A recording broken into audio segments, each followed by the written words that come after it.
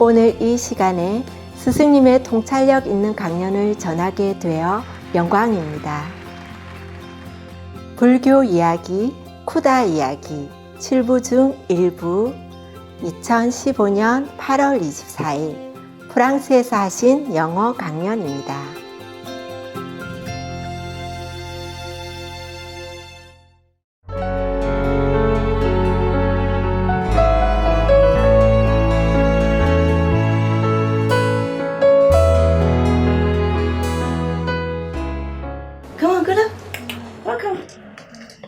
Say hello to everybody and come here, lay down.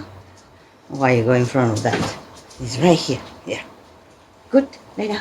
Down. Okay. Sit down. Good boy. How are you, everybody? Yeah. Yeah. How many people go home already? A lot, huh? How many Chinese? How many speak Chinese? Okay. Biệt thôi nè. Korea, 1. 2. Nobody translate? You understood English? Both? Very good. Good. No more translate. Okay. How many Vietnamese? 3? 4? Really? Okay. I have to look who is not here. Who is not here? And some Vietnamese are not here, huh? The cook? The cooks? Your sister? Oh, here it is. Because before you sit together. Hey, bà không có gia đình có mập khỏe mạnh không? Dạ. Có gia đình bệnh mặt mày xanh lè giống tôi vậy. Tôi cũng có gia đình thấy không? Mặt mày xanh lè ốm nhông. Ha? Mấy người không có gia đình mập mạp hồng hào không? Trẻ hơn con. Trẻ hơn, thấy trẻ hơn, mặt mày đẹp, vui vẻ nữa, nấu ăn cũng ngon nữa. Tại mới chưa có quen nha, chưa quen cái mùi bà nấu. Yeah, but he eats. Today he eat your food also. He likes. Yeah, like. Yeah. He say thank you. Say thank you. Here, not here. All right, love. Here, this is a cook. Yeah, something you eat today. Thank you. Here, not me. Yeah, go say hello. Hello. Sit down. Sit down. Sit and go. Sit. Oh, no checking too long, man. Sit down. Sit. Please sit down. Good boy. And fall. Yeah.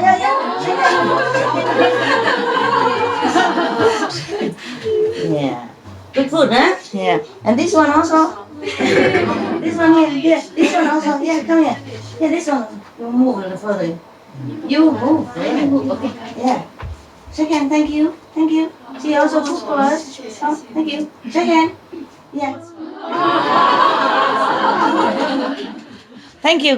Good love. Good boy. You're a good boy. Come here. Yeah. You can stay there if you want. Yeah. She said thank you, no? See that? Yeah. Say good food. Thank you. Again. Yeah, okay. All right. You are a good boy. Can you imagine anybody throw away a dog like this? He's very beautiful. He's very dignified. Yeah, you're a good boy. And I love you forever. You're my best friend. When he has his hair, he look even more beautiful. More, impressive. It's just summer we shave hair. Yeah, make it cooler, Otherwise, he has his hair and mane and look like a big lion. Whoa. Yeah. You want, you can go up. You want to? You want to come up? Yeah, up. Yeah? You don't want, then you stay down. Up. Yeah. Man, good boy. You are a good boy. Let me make you more comfy. Okay. There, yeah, more room.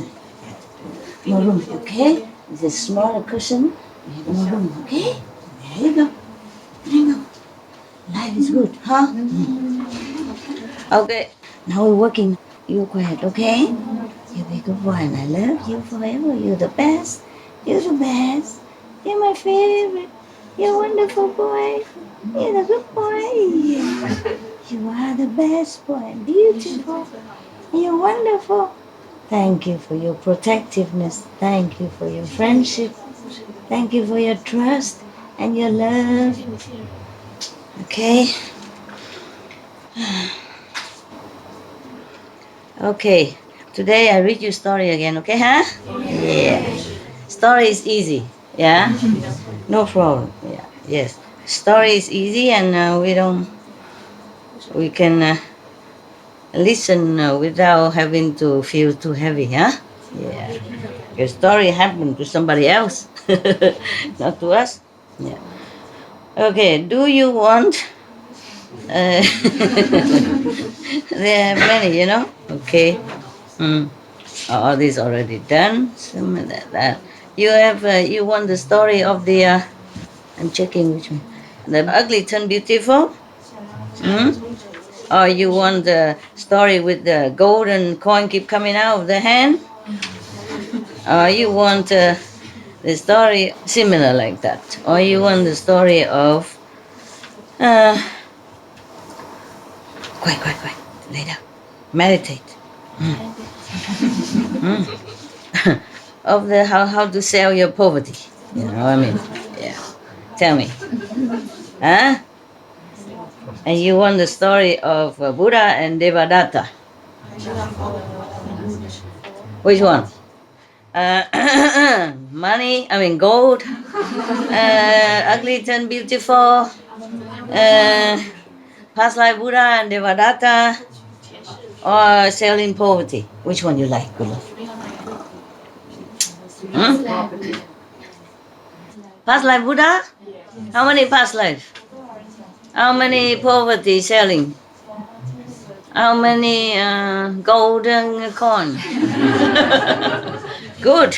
Good that you don't like gold. Give it to me then. You don't need it. All right now. Yeah, I have a joke. I have a joke about that. I tell you first, okay? I just read it today. Maybe it's similar to that. Similar to what we were just saying. Hello? Hello? Hello? Sorry. No, wait. Can you go into my office and get some of the document I put laying on top of the desk, okay? Some of the jokes, huh? Not the serious one. Thank you. Okay, okay, baby. Love boy, love boy. Love you. Too bright for you, huh? You don't like television? Shall we cover you? No, no cover. Oh, I don't forget you. I'm just working. We're both working, yeah? You stay here, protect me, okay? If enemy Maya coming, you kung fu them. So Buddha and his enemy, huh? Yeah? Okay. Don't you think you've seen enough enemy? I mean, around me. You want one more? Okay. Now, the joke maybe later. Yeah. Okay. Right. This is a story about animal named Kuda. Kuda. That he sacrificed his life. We should really thank the past masters, monks and nuns and scholars who have taken time to record what the Buddha is teaching after the master's nirvana.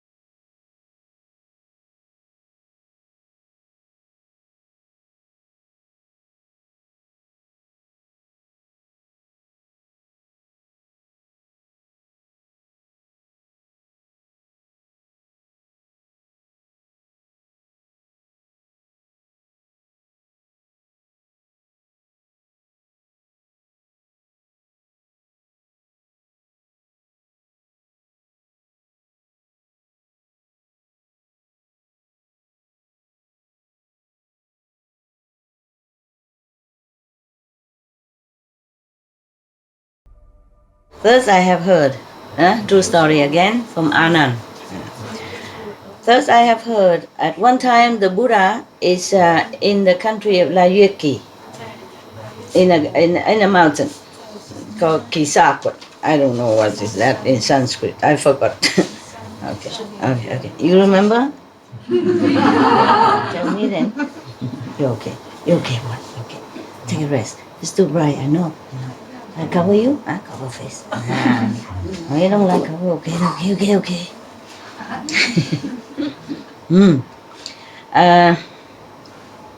At that time, the world honor one caught a cold. Yeah, cold. And then many disciples went to ask the king of doctors, the chief doctors, I mean the famous, the good doctors, to come and take care of the Buddha. Yeah. And then he made 32 bowls of medicine. Yeah. And then he gave it to the Buddha and said, obeisance to world honored one. In the old time they talk. Yeah, they talk politely. You too? Okay. The Buddha heard you. Yeah. Respect, when they heard the name of Buddha. Yeah. I say in the old time people talk very politely and very humbly, like that. And not like today. Yeah. You want to go out? Or you want to stay? Stay, huh? Obeisance to the world honored one. This year, the climate change is very bad. Yeah, it is. It is bad. Yeah, it is bad. You're right. Yeah. So many people caught a different kind of sickness. Huh? You want to go out? Oh, it's not too comfortable. Then lay down here. Down. Down. Yep, down there. Because here this it's not very comfy, the sofa. Sofa is funny, And when I sit here, I keep sliding down. Yeah, look big, but it's not that comfortable. And then, because of the climate change, this year, so many bad disease have appeared. I sincerely mix this medicine for you. Every day you have to take 32 potions like that. Yeah.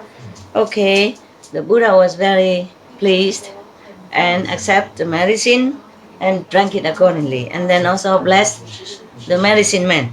Yeah. But in this period of time, Devadatta is always very, very jealous of the Buddha. He's a contemporary person with the Buddha, and he also has some followers himself, but he's Buddha's cousin. Yeah, but they constantly making trouble for the Buddha, constantly, and even want to assassinate him. Sometime, several times, but fail. Yeah, one time he succeeded in cutting one of his toes, the Buddha's toes, on the feet. Terrible. What is a cousin for? Huh? Yeah. Yeah, it's terrible. I know. Terrible. And this person, Devadatta, is extremely arrogant also. Yeah. He wants everybody respect him as much as the Buddha. He wants to be equal with the Buddha, even though he doesn't have spiritual merit as the Buddha. Yeah. If a person is jealous and arrogant like this, how can be Buddha anyway, right? Already, not to talk about inside. Outside is better, and wanted to kill another person, a Buddha. Yeah. No matter what, even if it's not a Buddha, you can't just kill a person. Right. Violent. Yeah, it's bad. Yeah. Because everybody respect Buddha, and he has a big followers, king and ministers, and even outside magician, magical person, they all, subdue and respect the Buddha and became his disciple. So this guy, the cousin, extremely jealous. Yeah. So because he heard that the Buddha is taking some special medicine from from a medical man, he also wants some. The medicine man give the Buddha 32 portions and tell him every day, take 32 portions. Okay. And Devadatta also call this doctor come, and make some medicine for him. Don't know what kind of sickness he has or not. Just make some medicine for him. And then medicine man also make some, maybe, I don't know, if you're not sick, you take something buchi or whatever, like maybe supplement, it won't harm, yeah. Just drink a soup is okay too, no?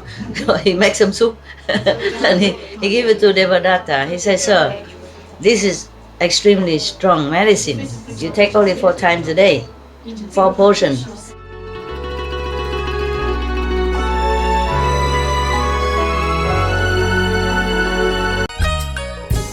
The medicine man give the Buddha 32 portions and tell him every day, take 32 portions. Okay. And Devadatta also call this doctor come, and make some medicine for him. Don't know what kind of sickness he has or not. Just make some medicine for him. And then medicine man also make some, maybe, I don't know, if you're not sick, you take something buchi or whatever, like maybe supplement, it won't harm, yeah. Just drink a soup is okay too, no? So he makes some soup and he give it to Devadatta. He says, sir, this is extremely strong medicine. You take only 4 times a day, 4 portions. And Devadatta asked, but how many times did the Buddha take a day? It's a different person, no? And how many times the Buddha takes a day? Say, sir, the Buddha take every day 32 times, 32 portions. And Devadatta say, how come the Buddha take 32 portions per day and you give me only 4 portions a day? Yeah. Why? So the doctor say, the Buddha is different and you are different. Yeah. If you take as many as the Buddha, your body will be damaged, will be sick. Yeah, sick. Yeah. If I take all that, I also have enough power to digest. Yeah, my body, Buddha body, same. Let me take it to see if it's as effective as the Buddha or not. And then the medical doctor say, oh, it's up to you, but if anything happened to you, I'm not responsible, okay? Of course, don't worry about it. Okay, so Devadatta, he measured 32 portions. He's a bad guy, yeah. And he took all in one time. After that, he just spinning and drop dead. Not really dead, but foam coming out of his mouth and his eye turning up, and his saliva come out like a soap bubble. A lot of foam come out. And then he jump up on the bed, and then he run down the floor, jump up and down, he run around. He cannot bear it, and he was screaming, lamenting. The Buddha felt sorry for him that he's so painful and suffering so much. So from far away, he used his golden arm to reach only by the arm, like a manifestation arm, reach all the way to Devadatta and rub his head. Yeah. Because of that, Devadatta was able to digest this strong, powerful medicine.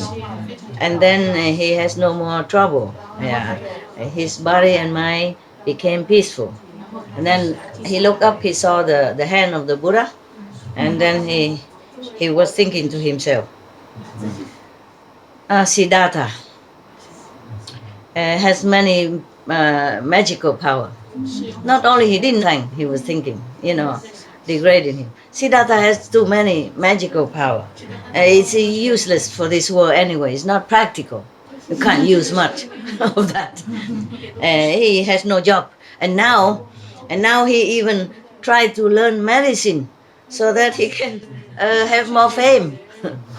He thought of the Buddha like that, just like himself, whatever you think, that's you. So me mean Anand.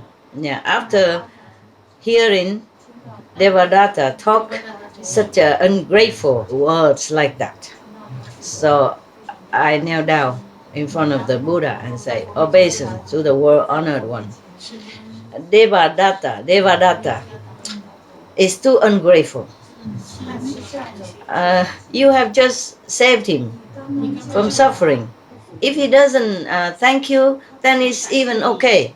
But he even slander you like this.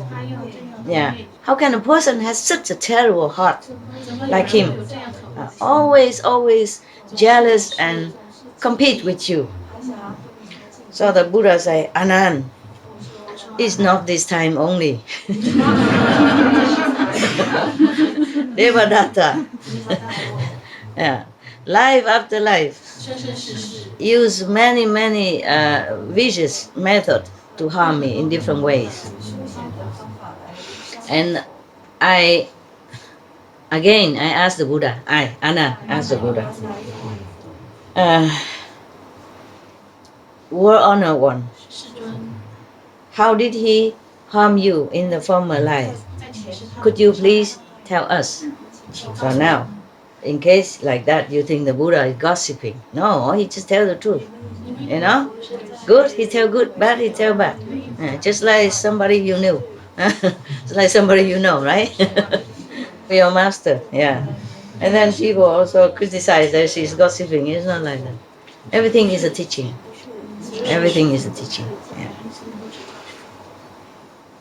So the Buddha say, okay, listen, I will tell you. And Anand say, yes, we were all listening. Yeah. Now he say, I will listen. Maybe only him alone there.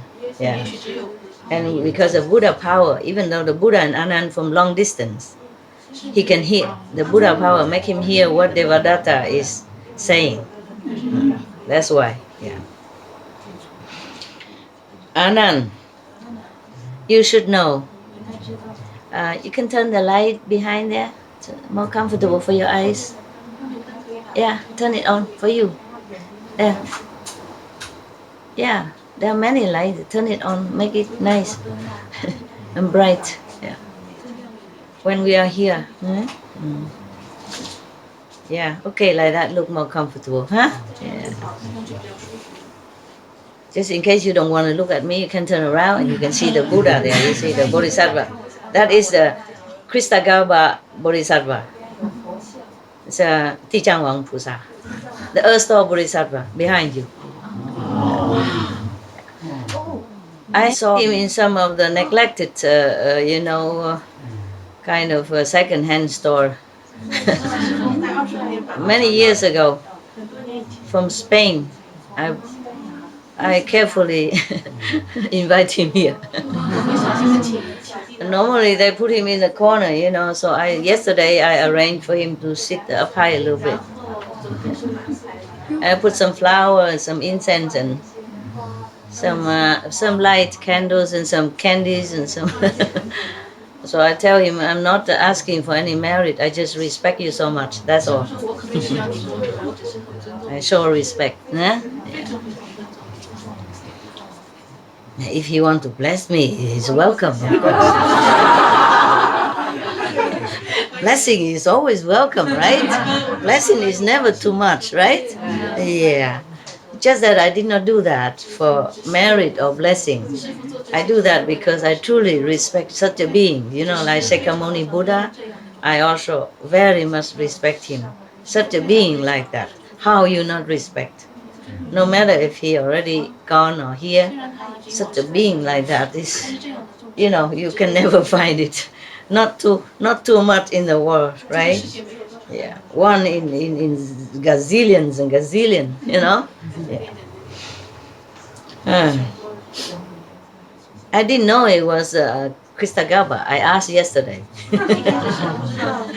and I'm told that it's Kristagaba because he looked like Guanyin Bodhisattva, you know. Yeah, because mostly Kristagaba, he doesn't have hair. He's in the form of a monk. Yeah, and with a cane, you know. So maybe it's different, you know. Yeah. One day I also had no hair, and now I have hair. One day I had black hair, now I have gray hair. Change.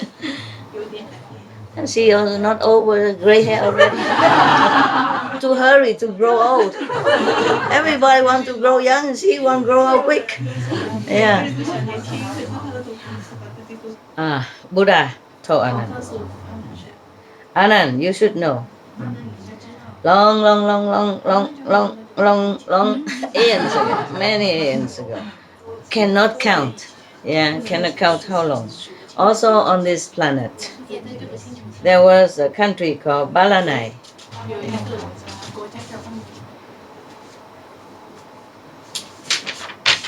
Wow, the Buddha memory is super. And long ago, and he remember everything. Like master, like disciple. That's why Anand also has good memory, nah?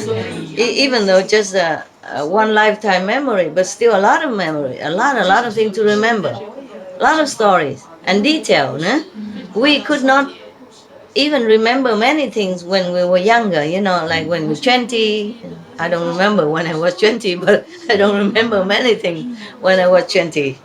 Yeah, understand? And Anand remember everything. Yeah, he's born for that. I wish every master have one Anand like that. Yeah, then we don't need all this stuff. Just talk and then he will tell later on. You don't have to wait for cameraman, don't have to wait for lighting or anything. Yeah? Okay. At that time in that Balanai country, as the king named Famada. He is very, very terrible, vicious person. He has no good heart. And he is indulgent, greedy in physical pleasure, like, sensual pleasure and all kind of physical enjoyment. And he caused a lot of suffering for his subjects, yeah, as if the poison is in his heart. One day, this king had a dream. Yeah. He saw a beautiful animal with golden hair, golden fur, and the fur was shining out light in all direction. Yeah, on all sides. Yeah, and when he woke up, he was thinking, "Oh, this animal that I dreamt of must exist on this planet. I have to find it. I have to find him." So he called all the hunters in the country and tell them, "Today I invited all of you here because I want to tell you something." Yeah. In my dream, I saw a golden and shining animal. Yeah. And on his fur, emitting light in all direction. I'm sure in our forest or jungle or mountain must have this one. So if you go over there and you go everywhere and find him, and after that you peel away his skin and bring it back here to me, then I will reward you and 7 generations after with all necessity all their life. If not, then right? Chop. You know everything. I thought you've been working and you didn't hear my lecture before. That's why I specially came just for you. Huh? What? Kitchen. Kitchen TV also? And you chop vegetable. Chop vegetable and you listen and then, man, that's dangerous. Careful, your finger, huh? And don't chop this one. We are vegetarian, understand? I mean, we are vegan. Yeah, and I was thinking the working team are very diligent, and mostly miss out the lecture, and the gathering. So I thought I give you a special treat. Just working people, you saw that, right? Yeah, just for you. You can see, nah? Only you. Thank you. That's my way of thank you too, nah? 'Cause you really came to serve everybody, yeah, without wanting any reward. You better not want anything. You never know, they have nothing. If they don't make trouble for me, I'm grateful already. Not to talk about anything, give to you. You are the one, be careful. Keep your merit, they may come and take some. Because you're working hard, yeah? It's very good like that. Yeah? That's why I like working people. Because they work hard, so they might don't think too complicated stuff. They think immediately, think at hand. It's almost like a meditation, a different meditation. Present moment, present mind. You see, one pointed mind. Otherwise, you might chop your finger. You have to concentrate on. Yeah, the eyes watch TV and the night come. Huh? Who can tell that nothing happened? So it's a very, very good meditation in the kitchen, no? Yeah.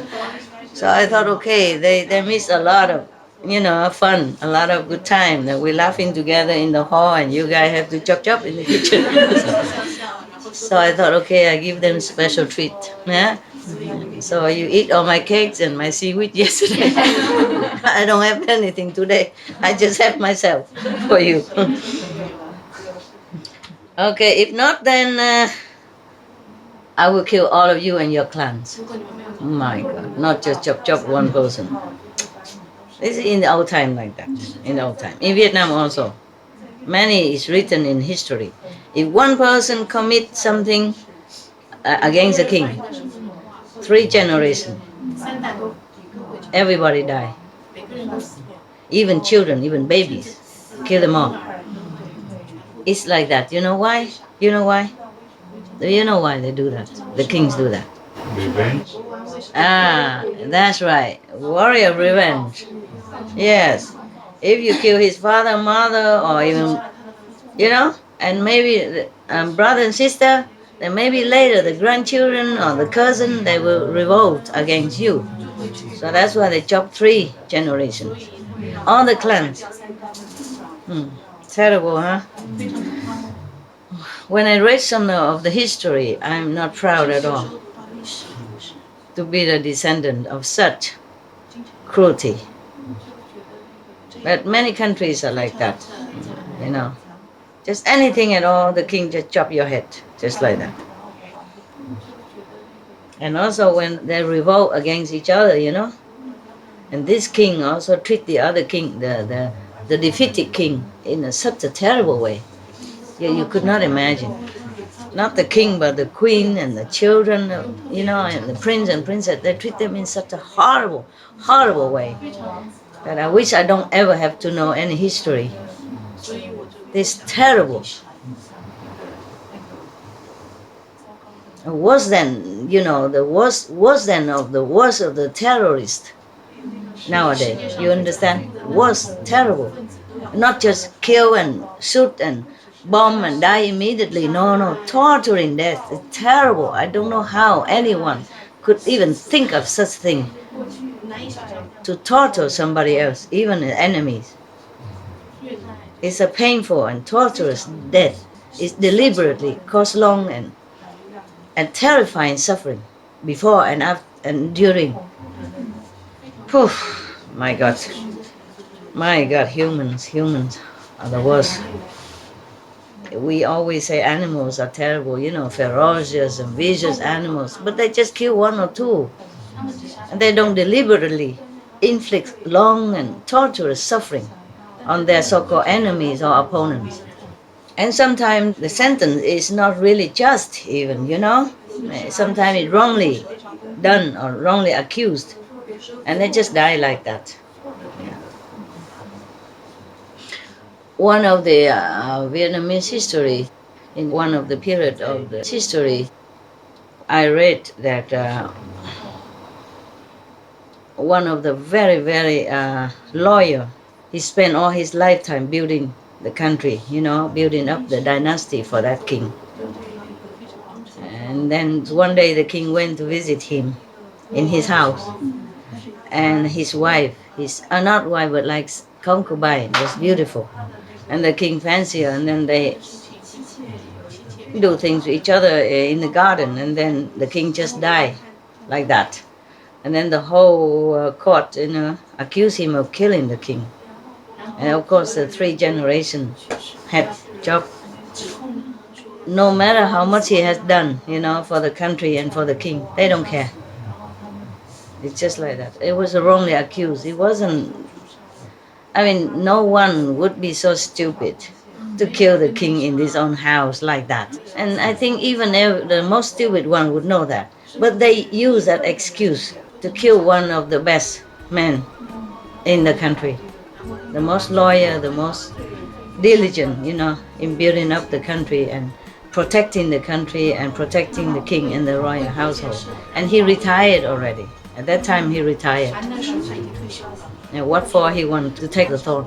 If he does, he wouldn't kill the king like that. See what I mean? There are many ways.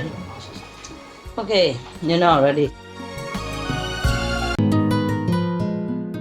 So all of the hunters heard the king threaten like that, you know. Wow, they're all sweating profusely.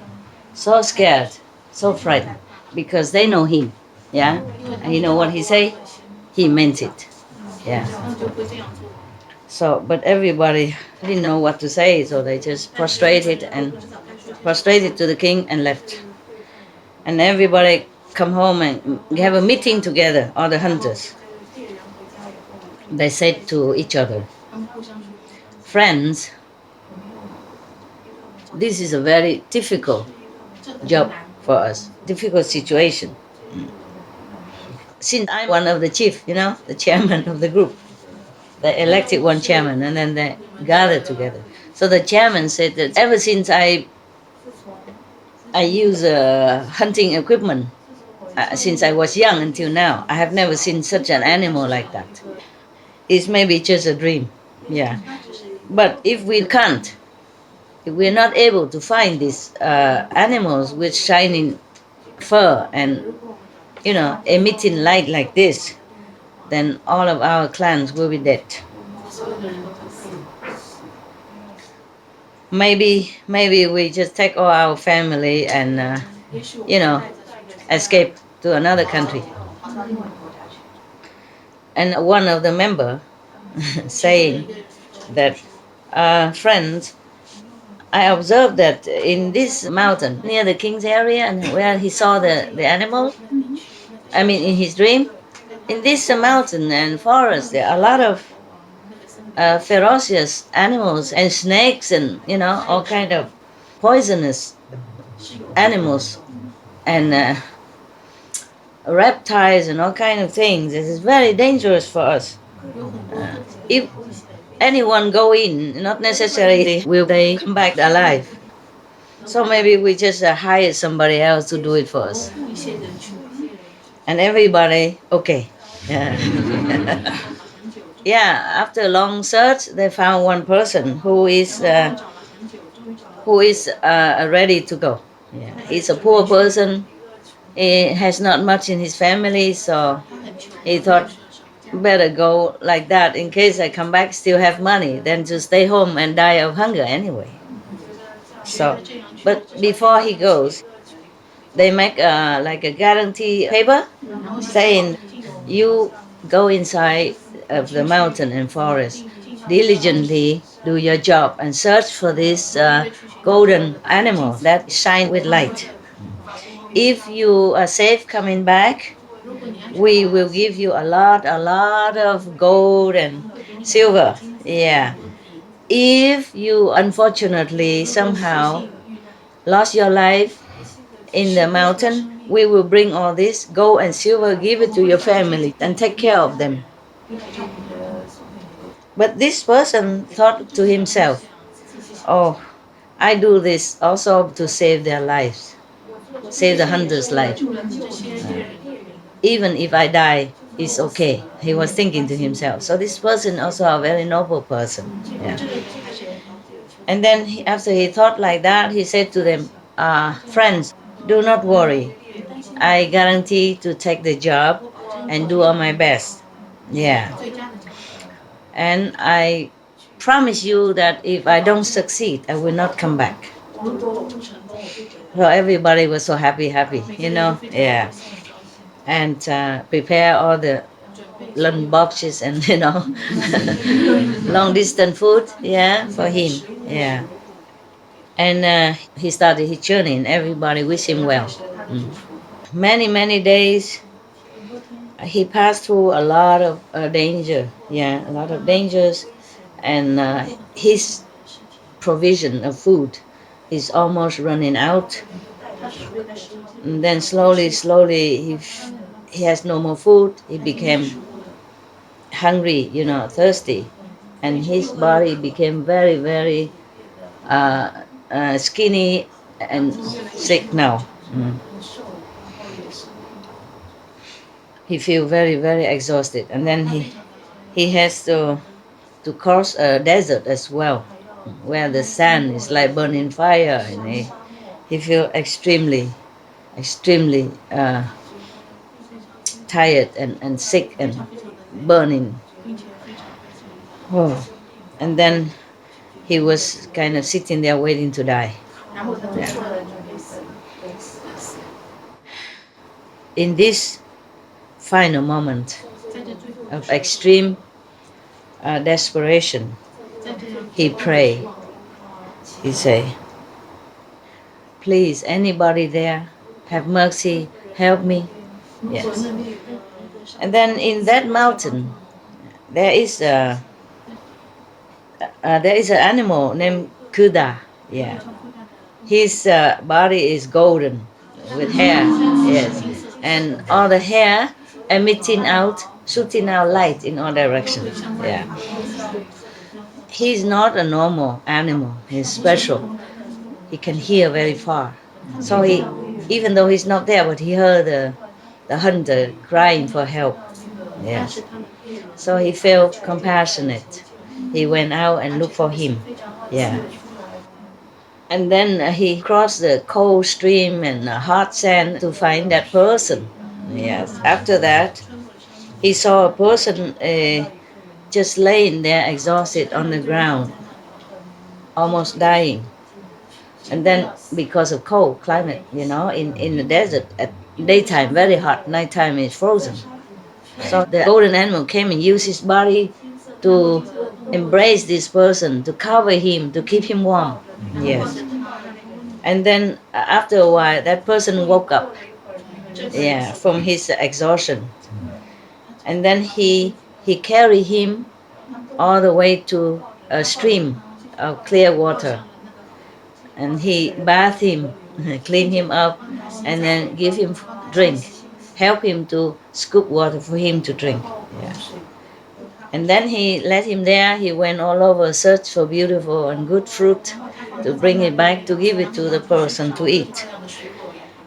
And then after that, the person became normal, strong, happy, healthy. Yeah. His strength returned to him. After he woke up, he saw that animal. After all that, he saw the animal. He was thinking to himself, oh, this is the animal, the golden light animal that I was looking for. Yeah, because the king wanted him. Yeah. But when I was in the utmost danger, he saved my life. He saved my life. This I have not repaid yet. How can I have the heart to harm him? Yeah. But if I don't take him back, and bring it to the king, then many people will die. All the all the clans of the hunters that hire him would die. So he was thinking like that, and he felt very difficult. He doesn't know what to do, very difficult. And he was thinking, really very difficult to decide. And then the Kuda, the animal, asked him, "Why are you not happy?"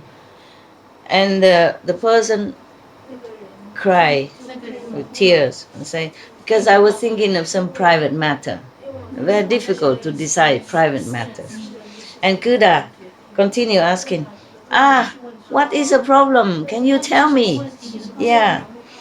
And the hunter said, "Oh, this is very difficult to solve, a problem, very difficult to solve. And I don't dare tell you either." "Yeah, you can see me, huh? Yeah, I don't dare tell you." All right, I'm sorry. My back hurts a little, okay? And then Kuda continue pressing. "Please tell me. Maybe I could help you. You never know." Yeah. And then after keep pressing, on the hunter, the hired hunter tell him about everything. Yeah. And Kuda was very happy, glad. I mean, very. He's very open and happy, He's not sad or anything. He said, "Oh, this is an easy thing to do, not difficult. Yeah. If you want my skin, I can offer it to you. You should know. If I count my life and death, this is countless of times already, You cannot even imagine how many lifetimes I have and how many lives I die, how many lives I was born. But I have not done anything good with the bodies that I had through my life and through my death. So if this time, today, I could use my skin to help you and many other people, then that's the best thing. That make me very happy. Yeah. Please just peel my skin. Peel my fur. Yeah. But please do not kill me so quickly. Yeah. I don't feel very regretful. Just don't kill me too quickly." The hunter listened to Kuda, the animal talked, and he still cannot decide. He feel very bad. But then, because of many lives of many humans, so he reluctantly has to do it, peel his skin alive like that. In our life here, in our world here right now, many animals die like that too, especially dogs. They just peel them alive like that. You know this. You saw it on TV. Doesn't have to be golden animals. As long as the animal have fur and cannot speak, then the humans can do anything they want with them. And if you think this cruelty, it's just one animal. And we have billions every year killed almost similarly. Yeah, if I don't think about that, then I still can smile sometimes. But if I think about that, sometimes I just scream in my home alone. I cannot bear it.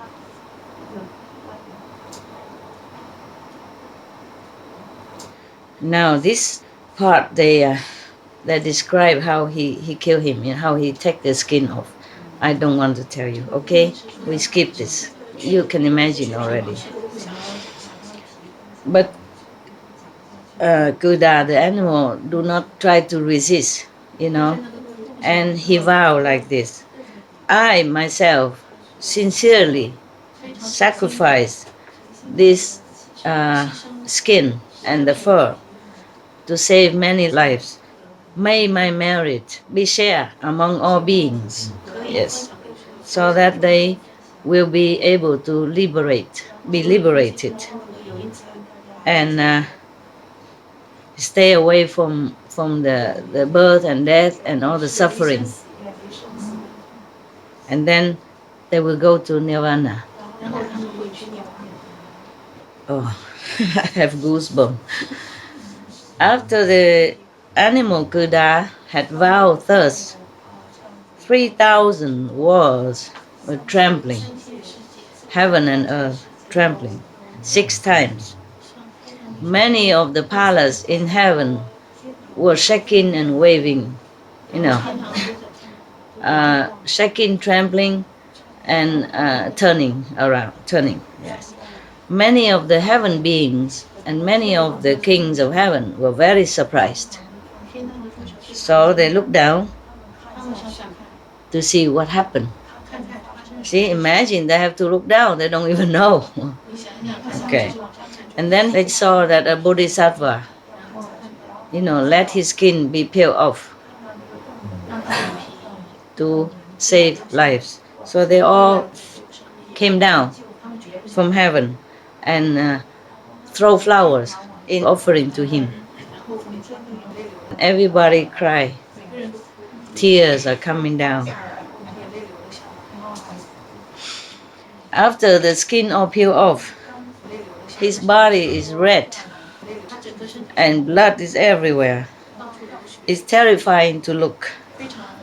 And then flies and ants all come all over his body, and eating, drinking, and punching him. It's so painful for him. He wants to turn around, but he worried he might kill the ants or the flies, so he did not. He tried to bear it. After these insects has been eating his flesh and drinking his blood, after they died, they were born in heaven. The insects were born in heaven, even just to eat his flesh.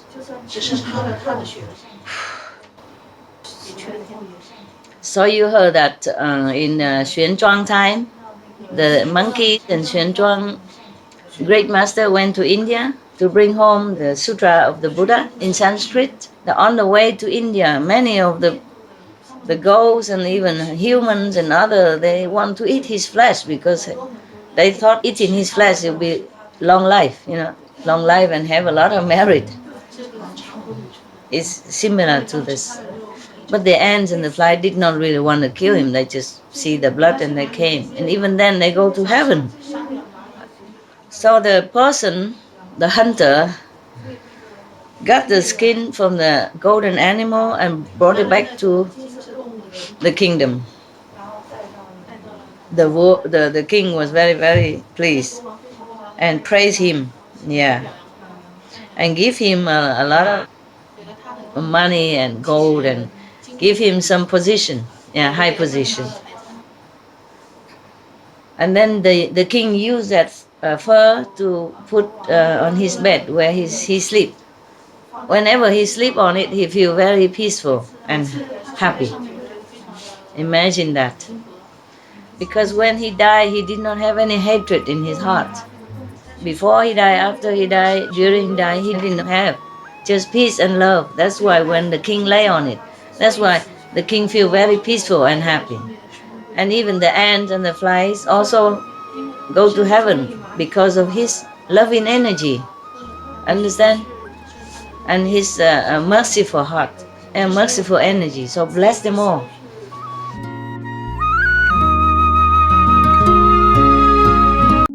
But the ants and the fly did not really want to kill him. They just see the blood and they came. And even then they go to heaven.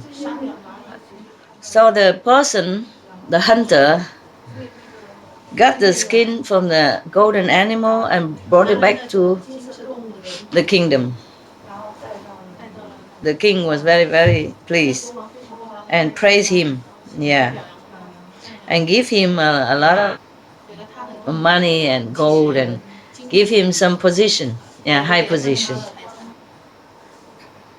And then the king used that fur to put on his bed where he sleep.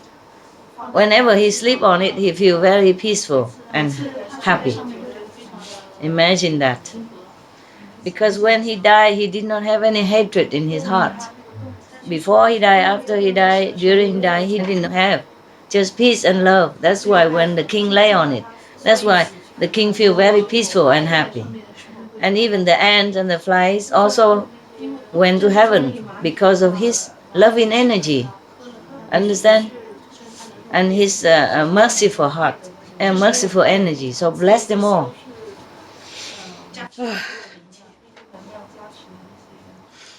So now the Buddha reminded Anand like this. Anand, you should know,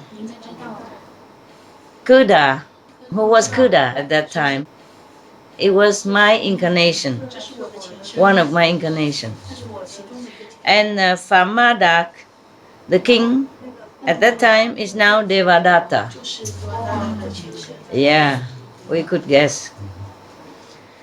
The flies and the ants that was eating flesh and drinking my blood or Kuda blood at that time, when I just attained Buddhahood, all of them, I preached and all of them went to heaven, attained heaven. Yeah, different heavens. Even not just when he died, but after he became Buddha, they also went to heaven too. Because all these ants and flies, after they went to heaven, of course their time is up, and then they come down, become humans again. And at this time, many ants afterward, Buddha became Buddha and also saved them, saved their soul, liberated them too. My God, would you still like to be a Buddha? Tell me honestly, can you? No, shake your head. At least you are honest. It's very difficult, isn't it? Yes. To save a being, you have to sacrifice yourself first to make affinity with them. You see, save them, help them in some way, or let them kill you even. At that time, Devadatta harmed my life and caused me suffering. Up to now, he has never any good intention toward me all this lifetime, up to now. Every day he is thinking how he can harm me. Every day. Yeah. At that time, I, Anand, and the great assembly heard the Buddha say this. Everybody was very sad and touched inside. Many people, because of that, became more diligent in their practice. So they attained Tuda Huan, Tuda Nam, Tuda Ham, Arahan, etc. Yeah, a different level of consciousness because of that story alone. Even though it's a bad story, negative story, but it wakes people up and touch their heart. So their heart become more open, more compassionate. And then their mind and their spirit become more diligent. Yeah. Understand why I have to practice, why I have to be good. So immediately many people attain higher consciousness immediately, even to up to Arahat. So therefore bad story is not always bad. Yeah. It depends on who say it and with what intention. Yeah. And depends on who listen. And depends on what the listeners make use of that also. You see? Yes. Even somebody also saw the seed of Patekya Buddha, alone Buddha. Yeah. And some people even aspire to become Buddha right there. And some people already attain the non-regressing level of consciousness. Everyone, whoever was there, happy and received some blessing in any way from that. And they all bow to the Buddha and let him take rest after that. We should really thank the past masters, monks and nuns and scholars who have taken time to record what the Buddha is teaching after the master nirvana. And also for the past and present persons, lay or monks or nuns who have really dedicated themselves, sacrificed their time and precious health or under any difficult situation to translate this so that I can read it to you. And we have to thank them. And may they be blessed forever by all the Buddhas, past, present, and future. May their merit be immense. May they be liberated forever. Thank you. Wow, my God. Incredible, huh? Wow. God. That is a difference between killing the animal and killing the animal. This animal was one of the Buddha's incarnation. Now you ask me why the Buddha became animals. Why? He was also evolving, you understand? Yes, from the animal status all the way up to human and then all the way to heaven and heavenly king and, turning wheel king and all that, see? And then bodhisattva and then Buddha as the process of evolution. Buddha's evolution, not everyone's evolution. You see, the Buddha became Buddha, and many people just attain Arahat like that, without going through so much trouble. Some even harm him. Yeah, some even didn't do anything good at all.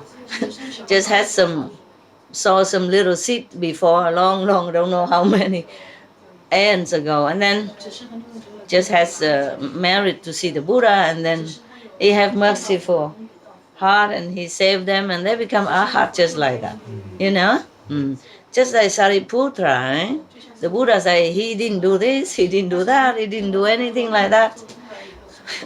Remember? Yeah. When he refused the old man to become a monk, the Buddha said, oh, don't worry about him. He didn't do this, he didn't do that. That's why he didn't understand. See what I mean? Yeah. He couldn't decide your life because he didn't do anything much anyway. That's what he meant, yes.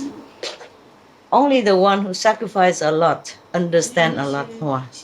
Only the one like Buddha, the past incarnation of Buddha, who's gone through a lot of suffering, who gone through a lot of pain, can understand beings' pain and suffering. They can understand human pain and fear, emotion, and all kind of mistakes and stuff because they've gone through all suffering. So if any of you still want to become Buddha, then I salute you. Well, after all this story, if you still want to become Buddha, I really bow my head. Who knows? Maybe you still think about it. Maybe you don't want to become Buddha now, but tomorrow, who knows? Yeah. So there is a difference between that. You would tell me why I always told you, if we kill animal, we have bad karma. Understand? Yeah. Yeah. But how come the person who killed this animal did not have bad karma? And all the flies and even eat the flesh don't have bad karma. Can you tell me why? Am I teaching you contradictorily or what? Who knows? One candy? One candy or two candies? Because they don't know. Because they don't know what they're doing? Yeah, they don't know that what they're doing is bad. They don't know no, even if they don't know what they're doing is bad, they still have karma. But how come in this story, the killer did not have karma, and the ants, the flies even go to heaven after eating their flesh? Tell me. Buddha blessing? Buddha volunteer? Yeah. That's the difference from forced kill. Forceful kill. Yeah, Buddha blessing, correct. He himself volunteered to do that, to save others. And while volunteering, his heart is full of love. No hatred. Yeah. No fear of death, no struggle to stay alive like the animals that we force to die. That's different. The animal that we raise and force to die, they did not want to die. They did not want to be here to be born like that, and then keep in such a small cage, cannot even turn around all day, no sun, don't know even life, and then kill in such a way. Yeah? Terrible. And before killing, after killing, it's a terrible life they had to go through. They did not want to die like that. That's the difference. And when they die, they probably lament or have hatred or fear in their heart. Fear, at least fear. So we eat all that and we embed ourselves with all these qualities. Not to talk about all the hormone or the medicine or the terrible stuff that they put into the animals, antibiotics, tons of them. That we have to digest as well. And day after day, imagine how much you put in your body, yeah? How much of the toxic medicine put in your body. Yeah. Normally, if we are sick, for example, very sick, yeah, infection or something, the doctor prescribed to us only like some antibiotic, maybe 3 days, 4 days, 5 days, 7 days. Yeah, no more than that, because it be harmful to our bodies, to our immune system.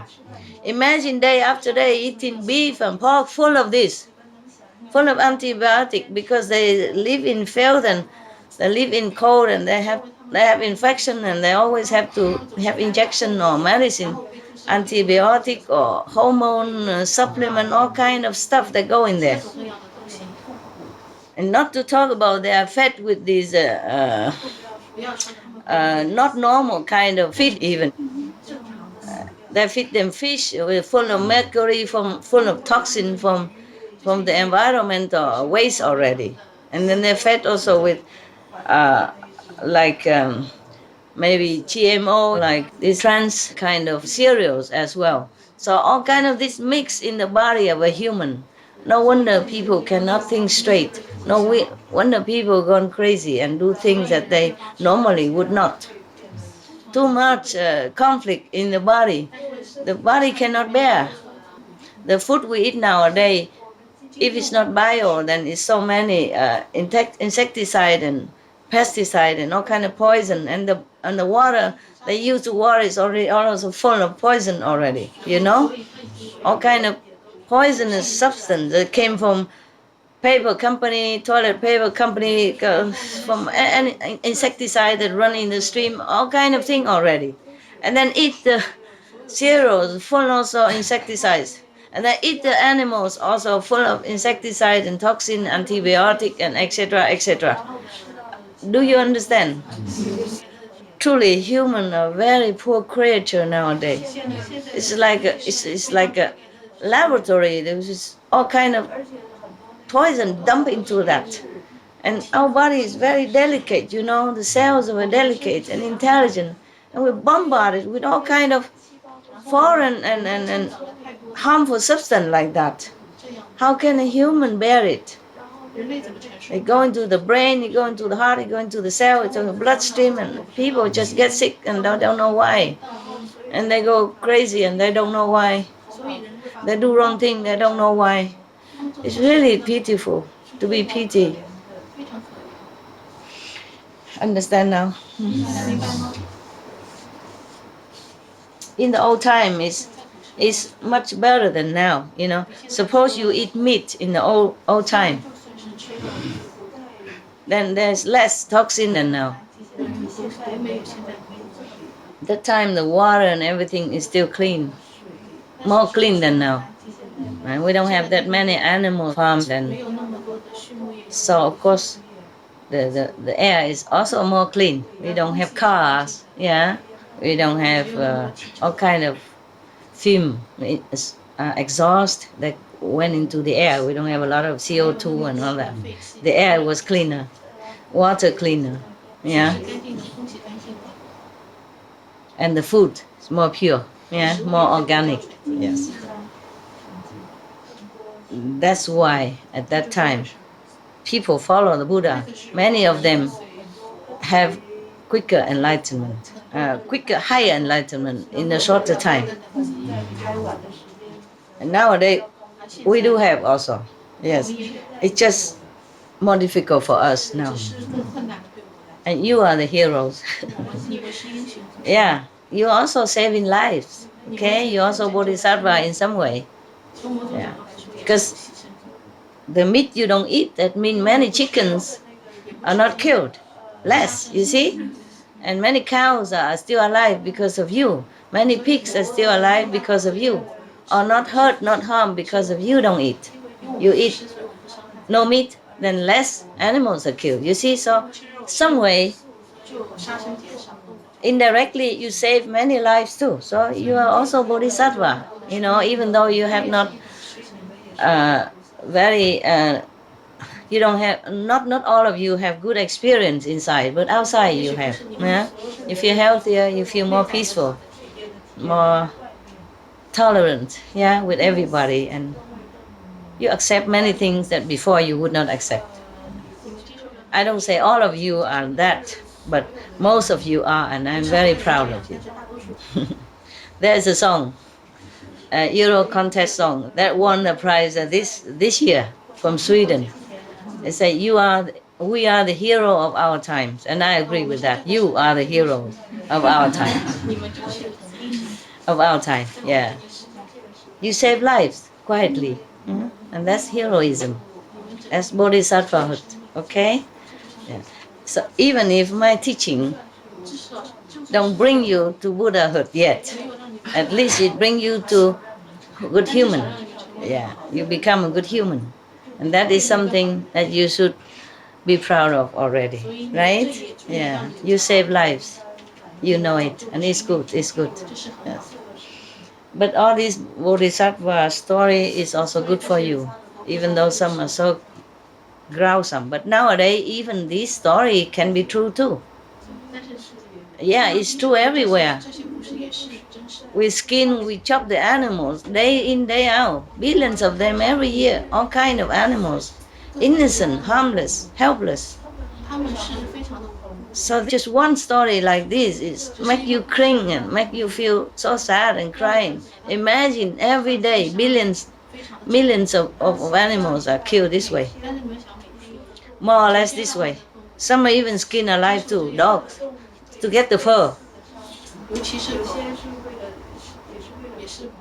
They just skin them alive, you know that. Before in China, a lot. And now I heard that the government forbid it because of many animals, organization protest and make noise, and so the government forbid it nowadays. I guess maybe less, but I don't think it's completely. This practice is not completely abandoned yet. Many other cruelty as well. Even the zoo and all that should be abandoned.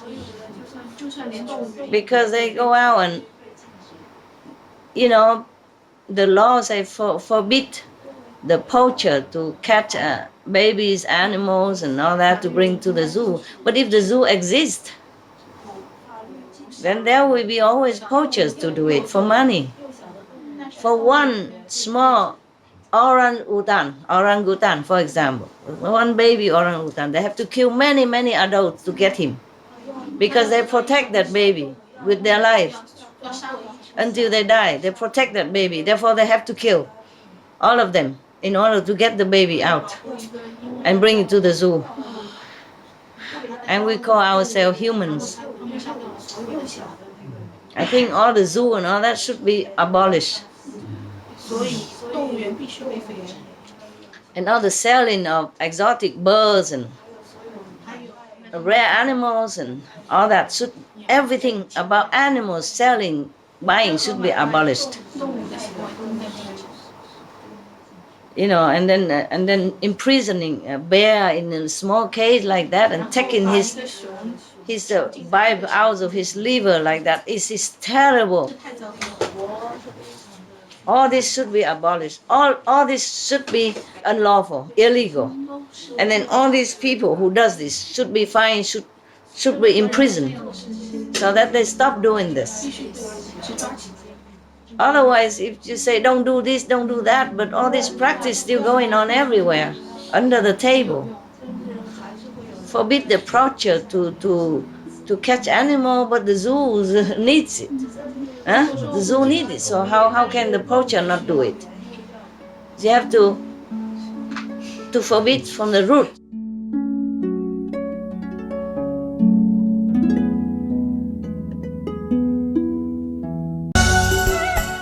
It's hot. Go out soon, okay? He likes to be around.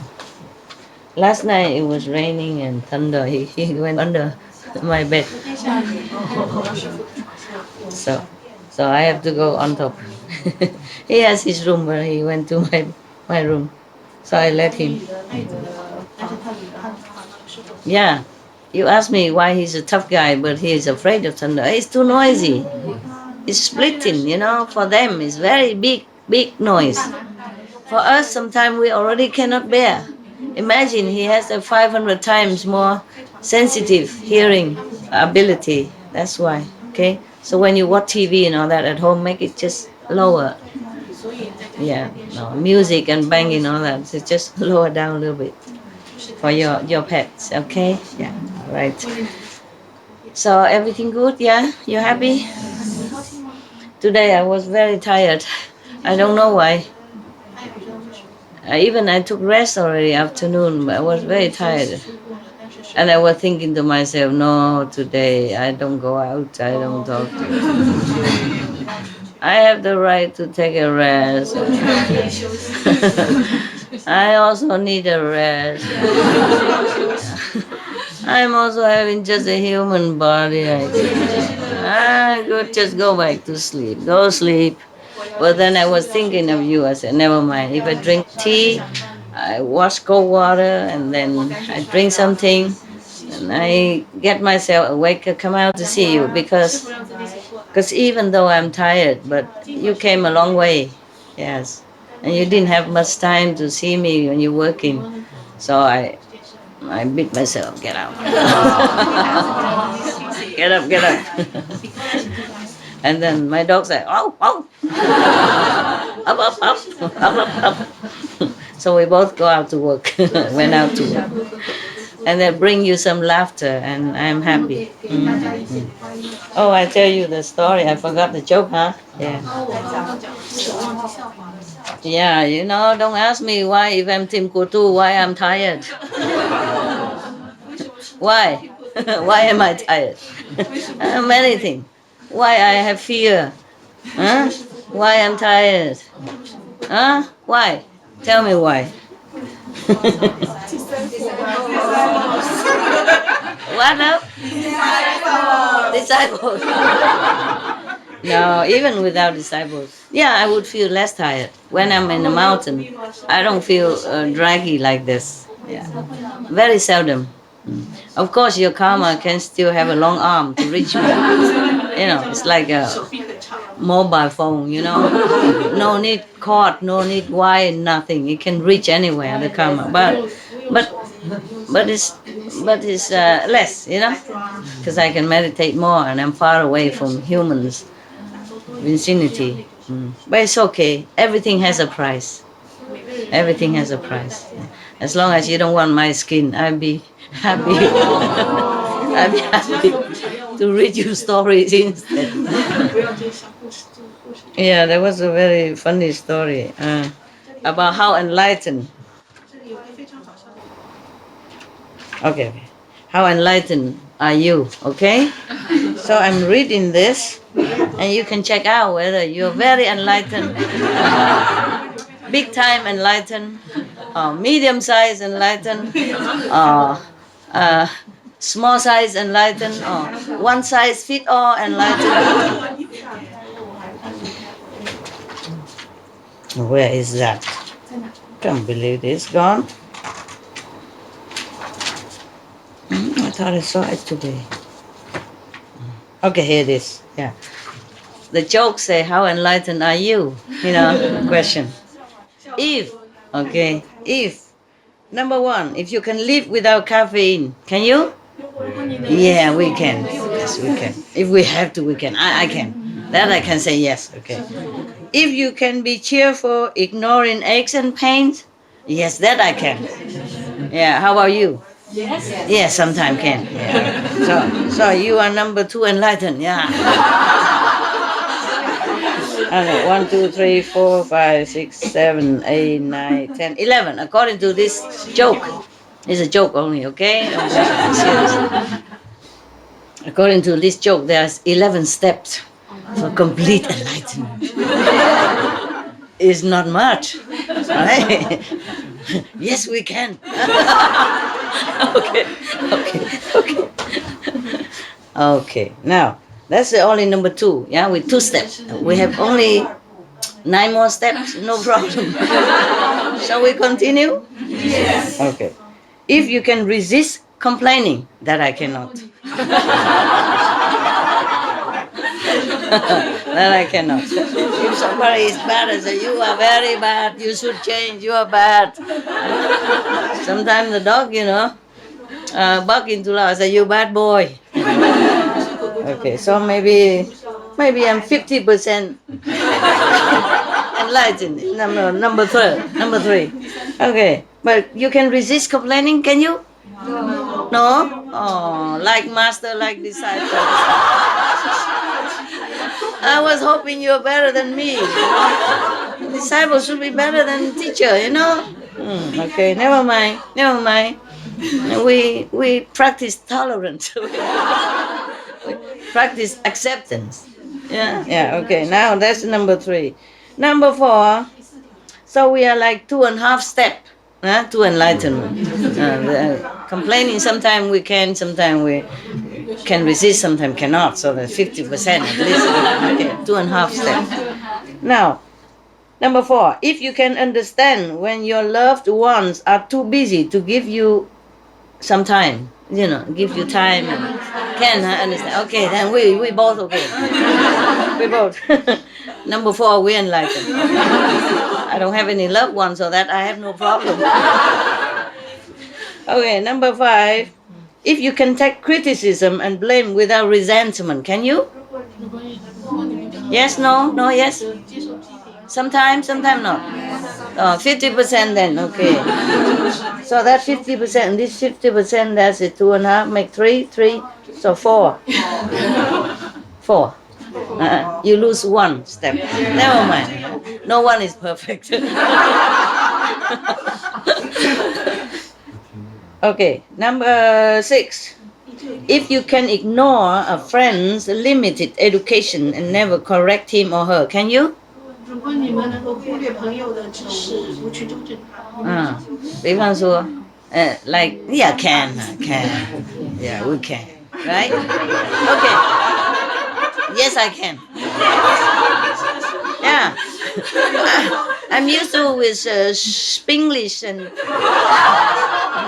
Kinglish and Chinglish and Winglish and Vietnamese English and Kinglish, Korean English.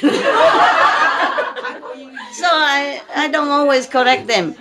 Even if I correct, I don't mean as put down, Yeah. But really, I don't care. If I understood, I don't care. Yeah. I just don't care. Yeah. It's not a trouble, Sometimes we speak with a little accent or 1 grammar less, grammar more. It don't matter as long as we understand each other. Yes. Yeah. We don't always have to understand by language anyway, right? Okay. So.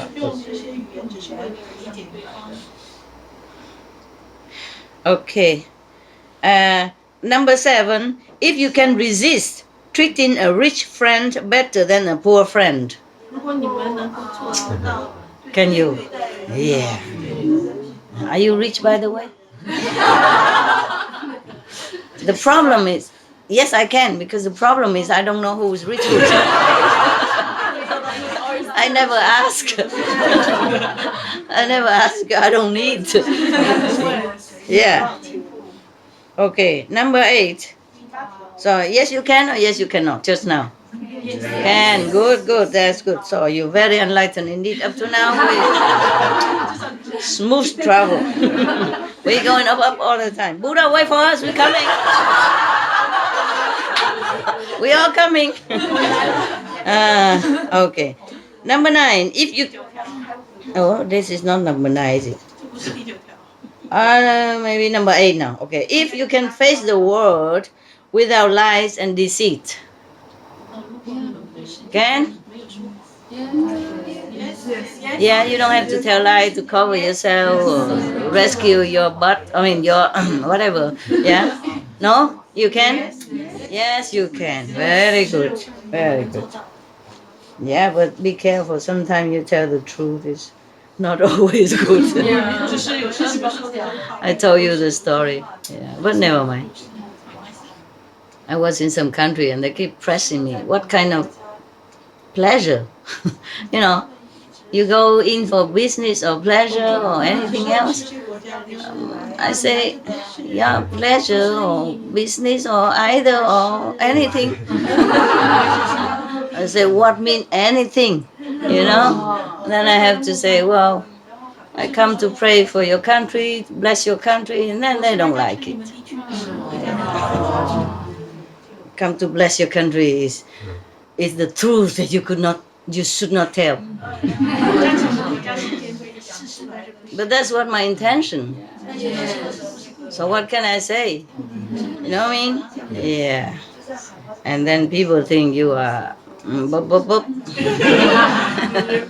like I say blasphemous or something like that. Well, never mind. Nowadays they don't kill you. Okay, so at least it's okay. You can tell the truth. But don't go somewhere that you have to tell lie. Then are you okay? Maybe to some country you cannot tell truth. No problem. Okay, number 9. If you can conquer tension without medical help. Tension? Depression? Or stress? Oh, can you? You take any medicine for stress? Confess? No? Then okay, we are near there. Buddha, we are very near you. Wow. So, okay, number 10 or 9 or 11, whatever. Okay, now. If you can relax without liquor, yes, we can. Yes, we do. Okay, yes, you can. This is the last step to Buddha. Wait for us. If you can sleep without the aid of drugs. Yes, anytime. I saw you all the time.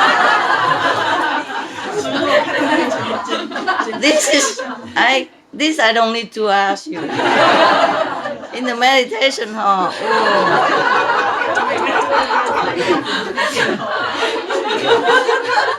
Yeah, we tell this drugs company they don't like us, but what the heck? I don't. And look at him. Okay, go sleep anytime. Okay, now, if you can, this is the conclusion. Okay, this is the judgment. Be very attentive now. Listen well. Even if you have passed all the tests, listen this final judgment. If you can honestly say that deep in your heart you have no prejudice against creed, color, skin, religion, gender, preference, or politics, then you have almost reached almost. You know, after all that, and if you don't, like discriminate against the color of the skin and politics and blah, blah, blah, then you have almost reached the same level of spiritual development as your dog.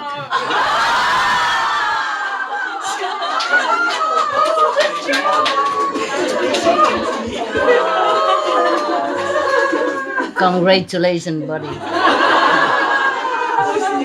Hey, look at him. He don't care who you are. He loves you. He don't care if you're from liberal or non-liberal, democratic or whatever. Yeah, he don't care if you're Jewish, you're Christian, you're Buddhist, or you Nudist, or you. I mean, you. Yeah, he don't even care that. He don't care that. Yeah, he loves you all the time. Yeah, 24/7. Yeah, until he died. Truly, it's like that. Yeah, I was surprised too, huh? It was just a joke, okay? It doesn't mean any offense. Okay, it doesn't mean. But it's also has true in it, huh? True. Yeah. He don't criticize anything. Whatever you give him, he eat. I am more difficult. I said to my cook, it's too salty, too plain, too much of this, too much of that. I don't complain, I'm just saying, Yeah. But is it difficult to always not complain? I haven't eaten Vietnamese food, I don't know, or any cooked food. Somebody else cooked for me, for I don't know, since Jesus was born. long time, I cook lousy for myself, simple. I lost some weight too, but I gained some. Because when I was meditating a lot, I had to eat a lot, I gained some, but it's just lousy food, And then when I came here last time, they're cooking and so nice, I get used to her cooking. In beginning, I have all kind of herbs put together, and then several days and long day, I don't see that. I say, how come they don't put that herbs anymore in there? I thought it came from Germany. That she brought it with her from family. That's why I don't have it here anymore. So I said, don't they sell this here anymore? And then the assistant went out and asked. And then since that day, I had nothing but that herb, only that herb, every day. I'm not telling lie. You ask. This is some people here.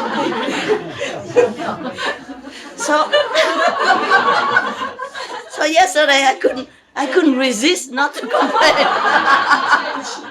I said to them, you go ask them. What's wrong with all other herbs? Is there something wrong with other herbs? I don't see them anymore. In the beginning, she mixed all, it's very nice, because the Vietnamese is specialist in herbs. Without the herbs, I don't taste very good.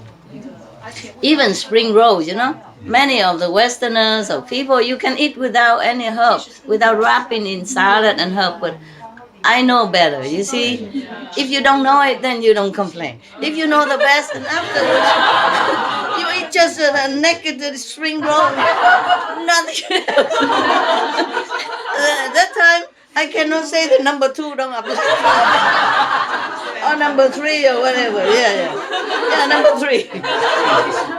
I have to say, I cannot resist.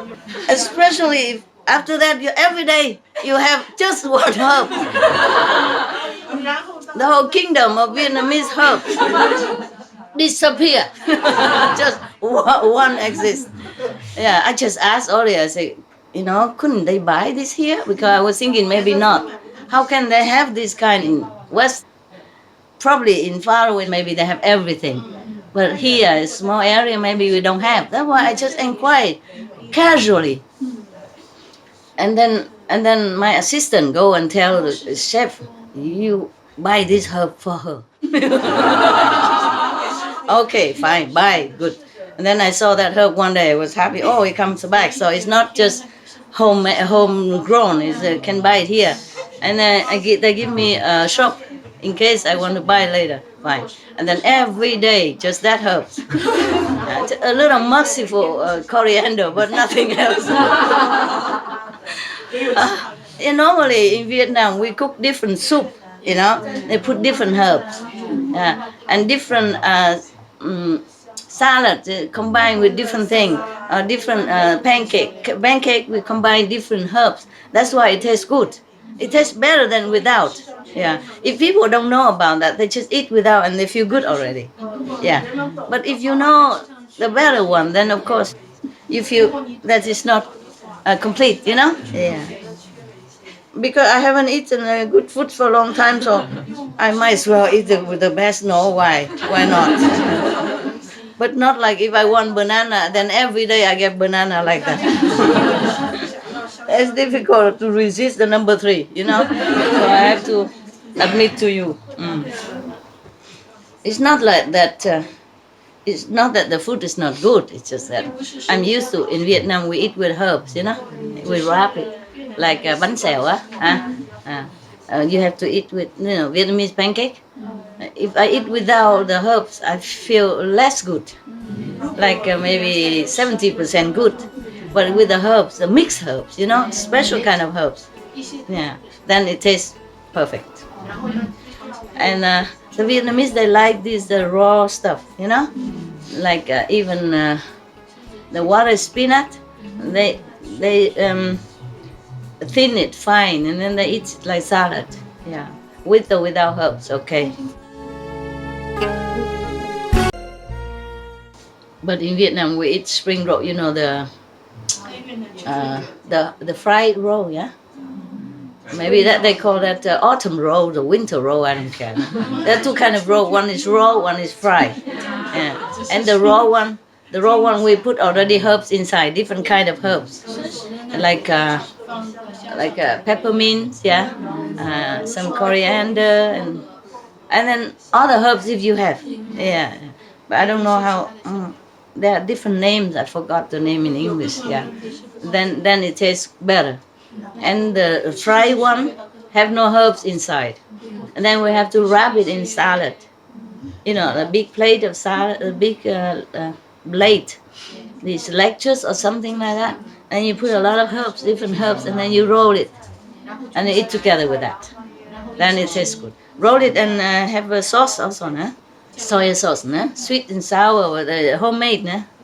They chop carrots and they put some vinegar or lemon juice, and then soy sauce, and a little bit of maybe a little bit of sugar, maybe not, and then a little bit hot water, you know, clean water inside to dilute a little bit, and then you eat like that. Had to have style, you know. Can't just eat.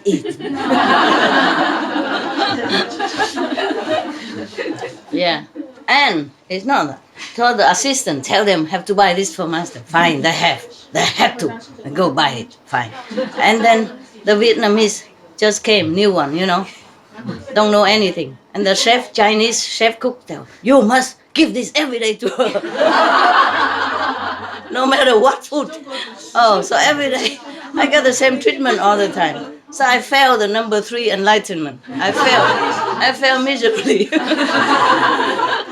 I said, what's wrong with the other herbs? Where are they gone? Yeah.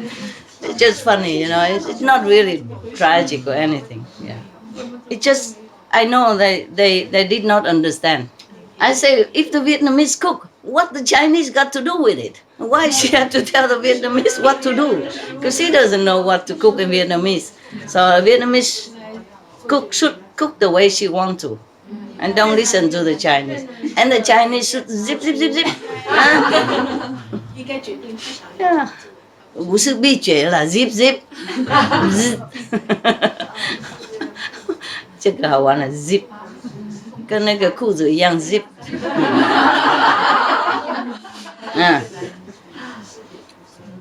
So there are too many advisors in the kitchen. That's why they say too many cooks spoil the cakes, huh? Yeah. Just do what you want, huh? Vietnamese, you cook since you are young, you know what to do. Don't have to listen to Chinese. But the Chinese is like that. The Taiwanese, they're like that. They're very supportive. No matter wrong or right, master like this good. Yeah, they have this mentality, you know. Yeah, I said to the Korean assistant also, I said the Taiwanese, they have this mentality. If they think I like this person as assistant, then they all support you. They just, and then they make you do everything. They will never appear to me anymore. Just do this and do that. Master like you. They don't mean anything bad. They just think I like her, so that's it. You know, this person then has everything, all responsibility, all the household, all the dogs, everything belongs to her. If I like somebody, they always push her into the front. You know, it's a little bit extreme. Yeah? The same with the herb. I just say, well, this herb is it rare or something cannot buy? That's all. And every day the Chinese push her to bring it to me. Meant well, understand? Meant well, but has to have a little. wisdom. Nah? Otherwise you are as enlightened as a dog. Too good. Hey, did you hear that? Okay then. You got a joke, huh? I have another joke, but you want to hear or you're tired already? A good joke, a good joke. Okay. Okay. A Jewish joke.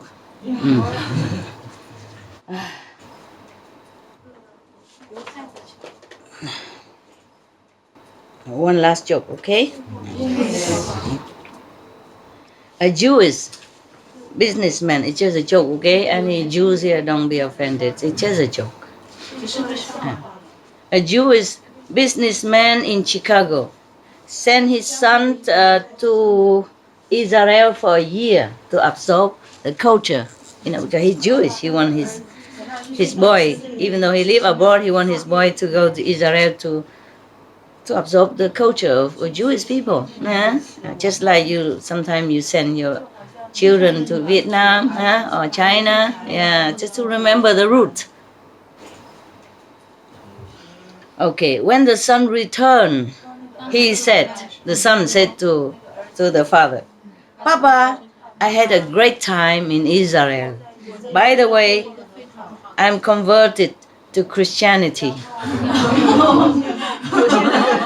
He's supposed to be Jewish. Okay.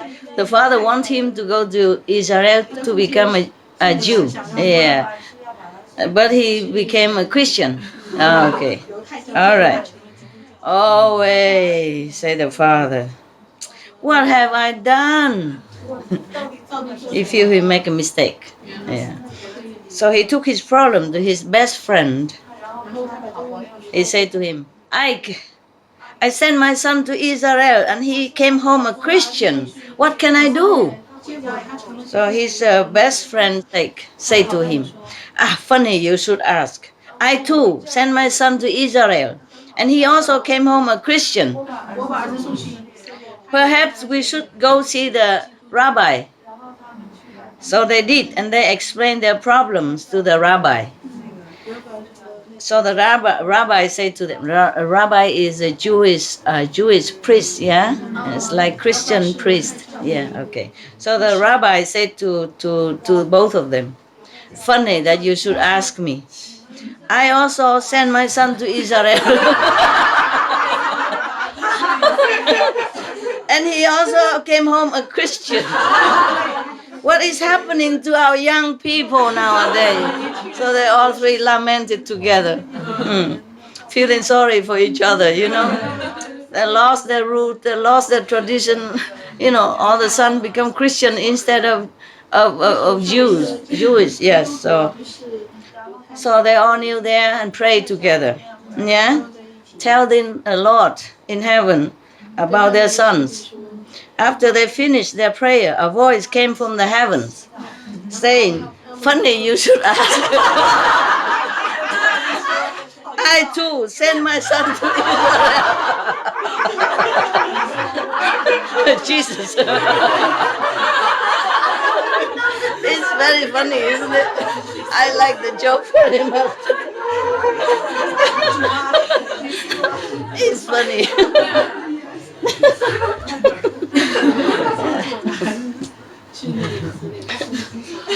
It reminds me another joke, you know, in America, a man, you know, a black man, a black color skinned man prayed to God. So, "Oh God, please do something." Yeah. Because my house is very tight now and I need a bigger house. And they just built a new community across down the road, but they don't let me in because I'm black. Can you do something so that I can come and buy a house there? And God said, "Oh, wait.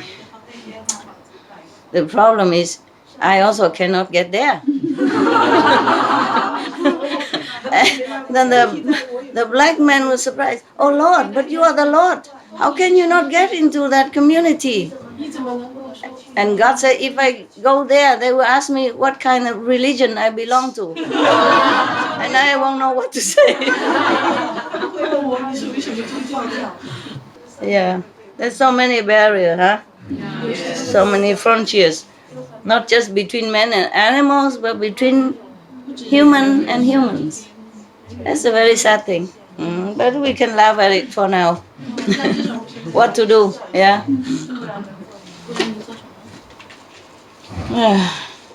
That's why I tell you, whatever religion, you keep it. We don't make a new one. They told me, they're always telling me, if I make a new religion and I become like 教主怎么讲哈？教主呢？ religious founder, you know? Yeah, yeah, I think so. Like Sakyamuni Buddha, the founder of Buddhism, he did not find it. He did not found it. The people after him, yeah. And Jesus Christ, he did not found Christianity. The people after him, they call himself Christian because of Christ. Yeah. And after I die, you probably call yourself a Qinghaist, I don't know. It sounds funny, Qinghaist. I am a Qinghaist. I am a vegan. I be vegan, make bees. I tell the truth only. Yeah. So the Taiwanese people told me, if I make a new religion, you know, I become the head of the religion, then nothing can happen to me. They think. Yeah. But I say we have so many religions already. Yes. If we make one more, it's more divisive, you know. Me this, you that. So I say, oh, never mind, let it be. Yeah. Besides the name Jiao Chu, I don't think we get used to it. Head of religion. It feels too big and I'm too small. Okay, 大家休息. You take rest, huh? Sorry if I disrupt your sleep before. No, huh? Right now it's less work, so you could afford to stay up late a little, so it's okay, huh? Yes. How many customers we have in there? Huh? How many? You still have? How many customers in there? Around 40. Still 40 in there? Oh. Oh. Too bad. I just wanted to treat you. But you've been working all the time. Yeah. And some of them come and sit on their butt and complain. And number 3, fail. So we show them. Yeah. Yeah, it's truly, you know, it's a good hotel. I mean, it's tight because too many people come at once. But it's a good environment, good weather, very reliable. It rains only 7 days since you came here. Well, it's reliable, you know? Yeah. Just two types of weather. Sometimes it rains, sometimes it doesn't rain. Easy to expect, no? Yeah. And then you cook food for you, no? And brought you from the airport, and brought you back there. Yeah.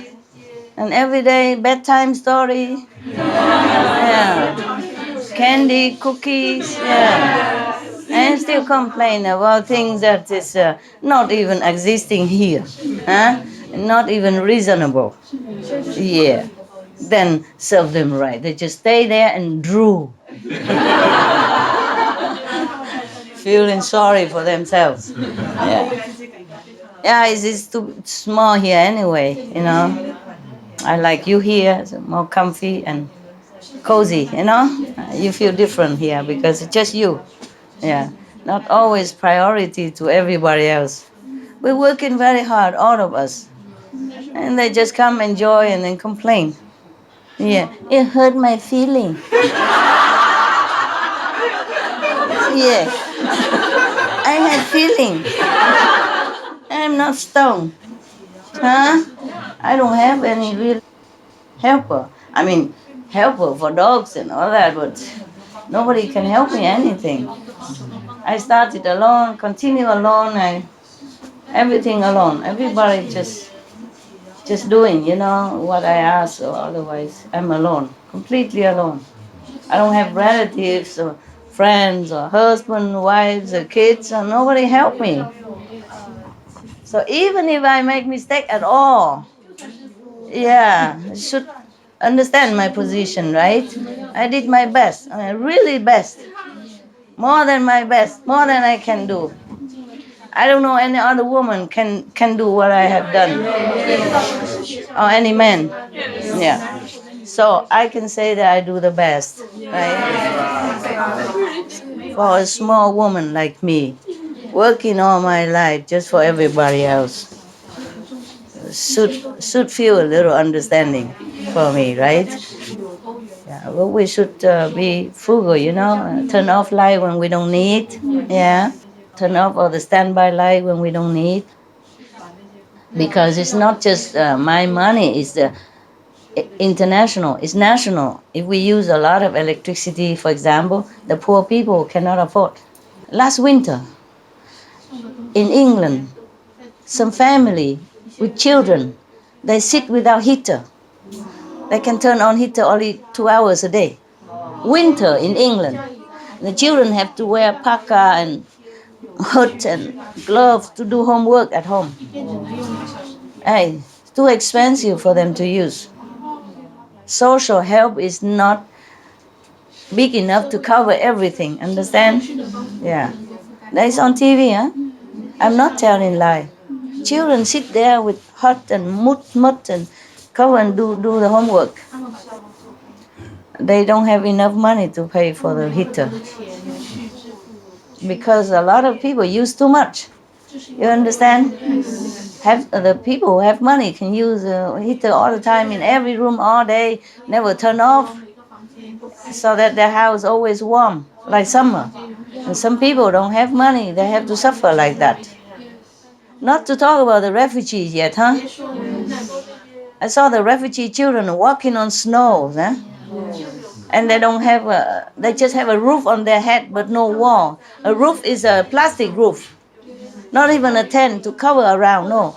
And then the mother has to use the snow to clean them.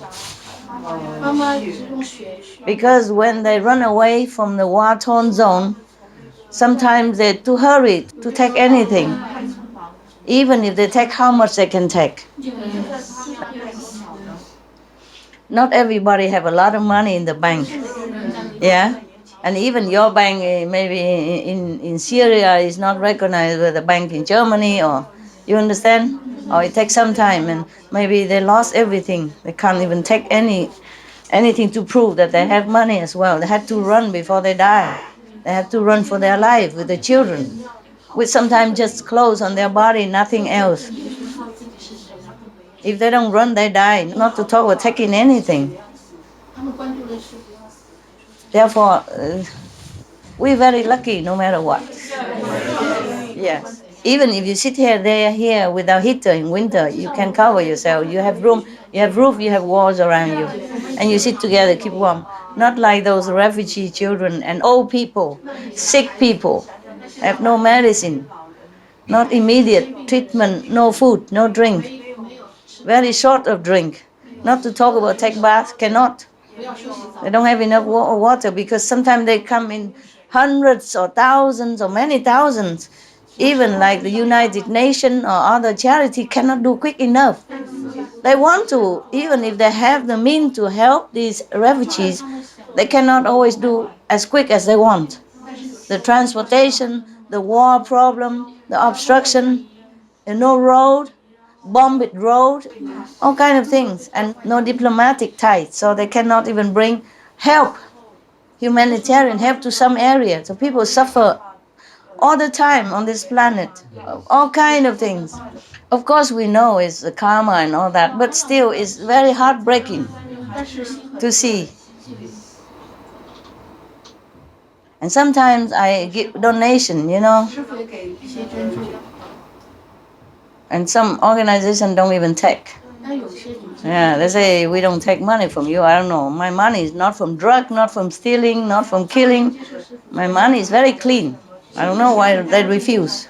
不来源于， Yeah, sometimes big organization, international. 那有些地方 I don't know what have I done. Have I done anything wrong? No. No. Have I killed anybody? No. Have I robbed anybody? My money is clean. It's from my business, legal business. 都是合法的。 Hey, some people are like that. So you understand, it's not that easy, 不是那么容易， even to be good here. 想做好事好人也没有。 And then if people become bad, they blame bad people and 有些人 you know, kill them or put them in jail. Be good cannot, be bad is worse. You see what I mean? Yeah, everything in this world is very complicated. 是一个很复杂，这是很简单的东西， Very complicated. 非常复杂。 So it's okay, we can, whatever, at least we can keep to ourselves and support each other to meditate in a difficult world. We have each other at least. Yeah? And we understand each other and support each other mentally, emotionally, so we can go on in this very difficult, complicated planet. We are lucky people. Dog, you're also lucky. Let's go home, baby. Let's go home, sweetheart. Go, let's go home now. Many time to go home. Come on. Yep. Thank you, huh? Ciao. Yeah. Say goodbye. Okay. Good night, huh? Good night. Last night I brought water to you and then you all gone. I thought you sit here and meditated, so I brought water. It's heavy, you're alone, and I came here, everybody gone.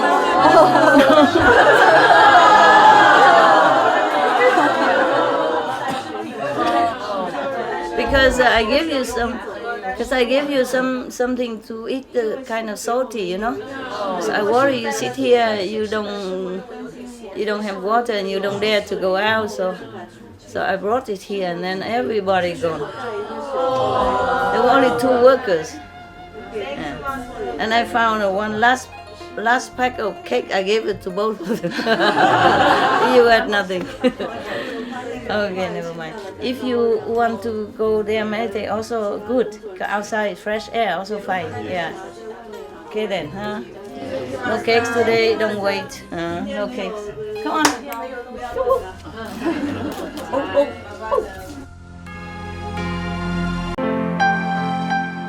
Yeah, I was going, but I spare a few more minutes. Sorry, because I'm thinking we are still on the animal subject, so we continue a few more minutes. Okay, you wanted to tell me something about the animals, so please tell me now. Today I read on the internet that Costa Rica is planning to close all of their zoos. Wow! Bravo, Costa Rica. Yeah, good country. Bless you, Costa Rica.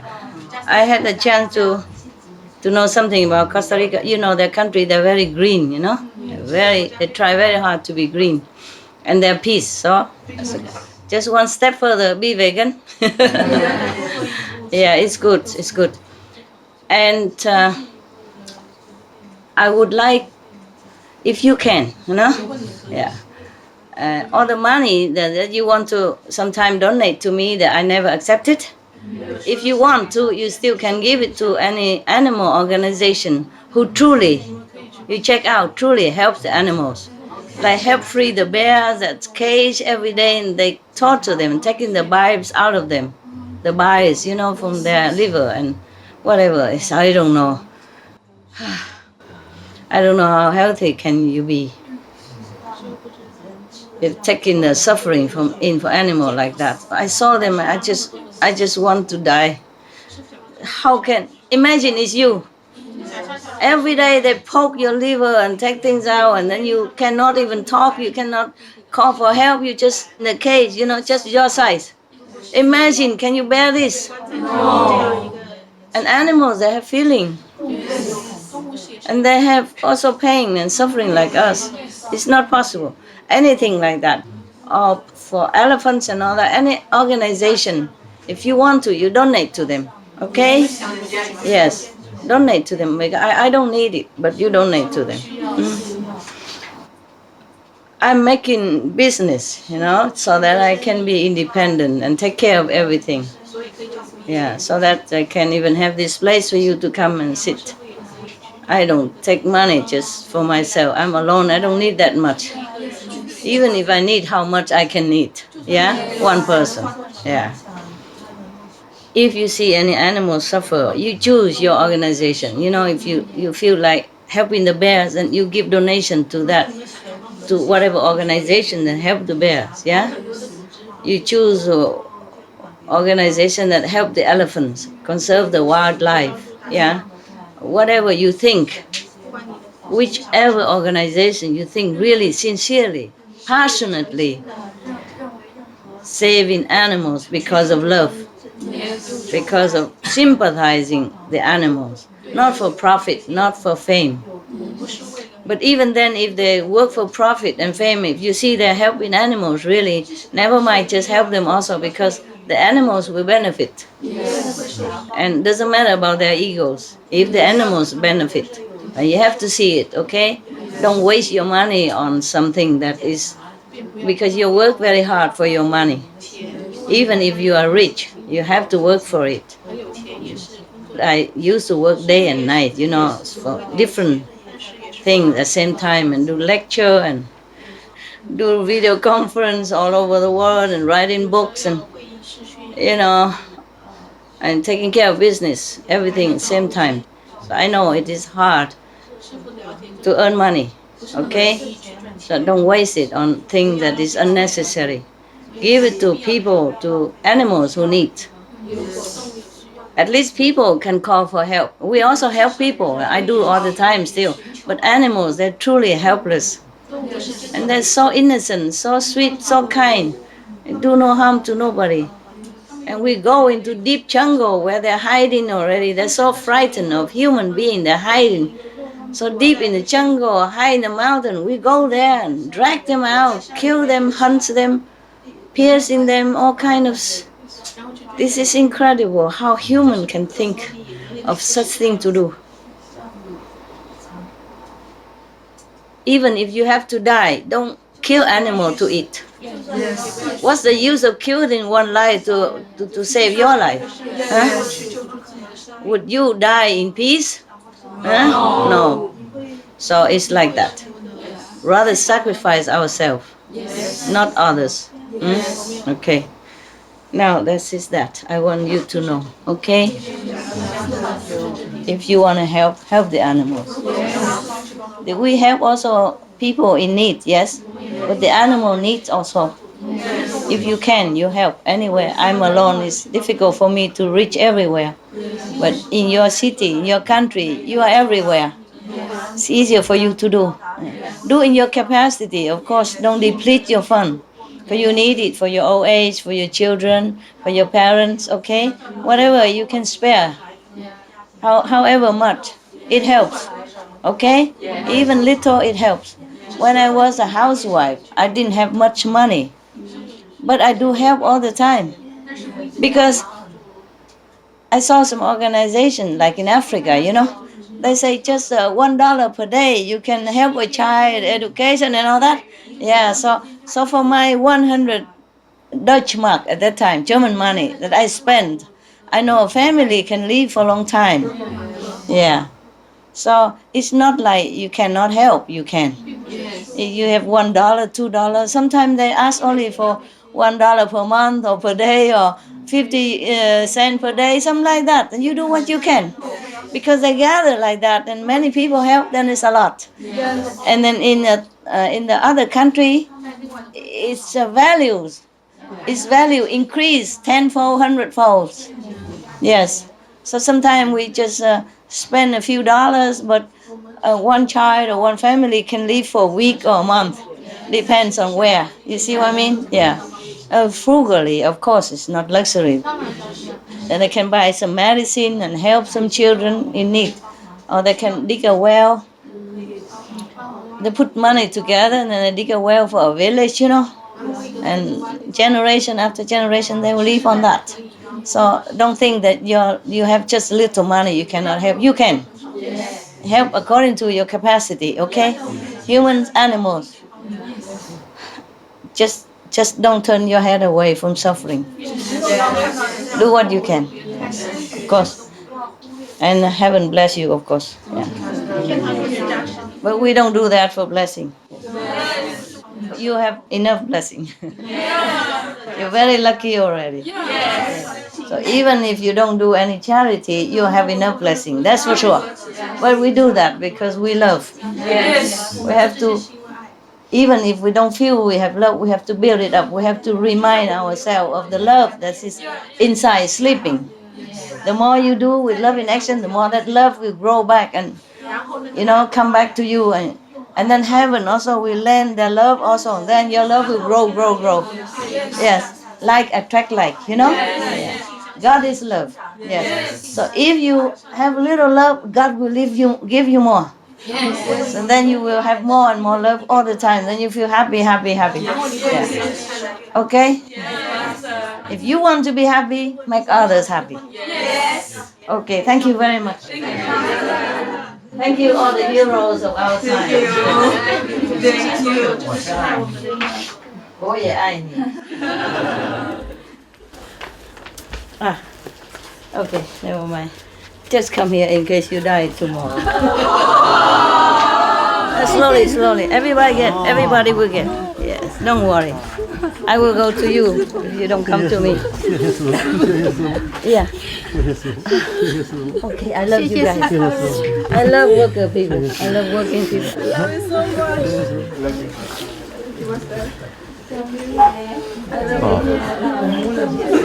Just love is good. Just for love. Anyone else? Please come. Today I'm feeling generous. Anyone else? Everybody else? Yes. Thank you. Thank you, Master. Thank you, Master. I love workers. Thank you. Not just now, but when I was in Sihu, I always invite this working group into my kitchen, and we eat together all the time. If you ask the old monks, they tell you. Yeah. And the one who works with hands. 不是手工而已，说 mostly it's not like intellectual kind of work. Yeah. They work like they're making lamp, they're doing the cement for the house or for the sihu. Yeah. And they're doing woodwork, carpenter work, all kind of things. I always invite them to my kitchen and we eat together. I love people who work. Yeah, because when they work, they're very pure. Even when I'm away, like I'm not here, I'm somewhere else in the mountain. Yeah. Sometimes I don't have the best people. Some are really heavy karma people. But even then, whenever they concentrate to work next to me, I will feel good. Yeah, because they concentrate and their mind became pure. At that time, I feel very good. So I even tell them that. So whenever you work with your heart and your mind, I feel very happy around you. Yeah. But whenever they don't work and they start thinking of some lowly kind of thought, so if you work, dedicate your body, your mind, your heart to a good cause, you purify yourself all the time. Yeah. And you make people like you more. Because your energy is good. People feel very comfortable around you. Yeah. And the more so if you unconditionally give, because of love, because of wanting to help, because wanting to make people happy, then your energy is very, very beautiful. Your light shining. Yeah. That's why many saints, they're also working, like Kabir, he continued to do his work. Yeah. But he's a saint. Yeah. And even the princess, one of the princess, became his disciple. I think her name is Mirabai, if I'm not wrong. And she saw the master so poor, doing handiwork every day, handicraft, doing work by hand. I don't remember what he does. Is he a shoe? Huh? A shoemaker, yeah. A very hard job. Yeah. Before, they don't have a lot of equipment like now. Yeah. So he worked every day to earn his living. He has a wife as well. And he not entertained, but he welcomed the sadhus and the spiritual practitioners. They also flock to him. So he always have to, even whatever he earned, he have to give them as food. Yeah, the sadhu people, they don't have money anyway, so they come just eat for free. Whatever he earned, he give it out like that. Yeah. So it's not like he make a business to make money for himself. He lived poorly. He lived very simply with his wife. His wife is another saint. Yeah. I don't know why they don't mention her. I mean, they mention her, but just as a wife. Just a wife. Kabir's wife. Even Kabir's wife, but just a wife. Yeah. Yeah. It's good that I don't have a husband. Otherwise, he will steal my spotlight. My lamplight, and I'm just a wife. Yeah. A husband's wife. A Supreme Master wife. Okay. Even the prince, they're very poor. I mean, not rich. How much can a shoemaker earn? And then they have to welcome guests and all that all the time because he's famous. He's enlightened. Everybody feel attracted to him. So they came without invitation. So he entertained them, he feed them as much as he can. One day he has no money. And a lot of sadhu mean monks. Yeah, wandering monks, they come to see him. Sadhu come because of his enlightenment. Maybe come to have initiation. And he has to feed them because sadhu, they don't have money anyway. Okay? So, and then he has no money, so he sent his wife to the grocery. You know the story. To get some flour for chapati. And the grocer, the wife's beautiful. So he said, well, if you stay with me one night, then you have as much flour as you want. Oh, the wife was disgusted, run back and tell the husband. And the husband said, oh, that's easy. Okay, come. I carry you over. Because it was raining. And he didn't want to get muddy, So he carried his wife and said, here, give me a lot of flour now. And then the grocery man was scared because it was raining, but both of them not wet. Yeah, don't know how he did it. Yeah. So he was scared, so he said, never mind. It was just a joke. So please take the flowers home and entertain your guests. Yeah. They both okay. The wife also okay with that. Even though she didn't want it, but if her husband says so, then she does so. Yeah. One day the man asked her, what for you have a wife if you are an enlightened master? Why you still need a wife? So he says something like, she does everything I want, that's why. Okay? And I marry her, so she stay. Yeah. And I said, really? I never know any woman who just does anything the husband wants. Are you joking? He said, no, not joking. I said, prove it to me. So he tell his wife, go out, pick some stones and bring it here.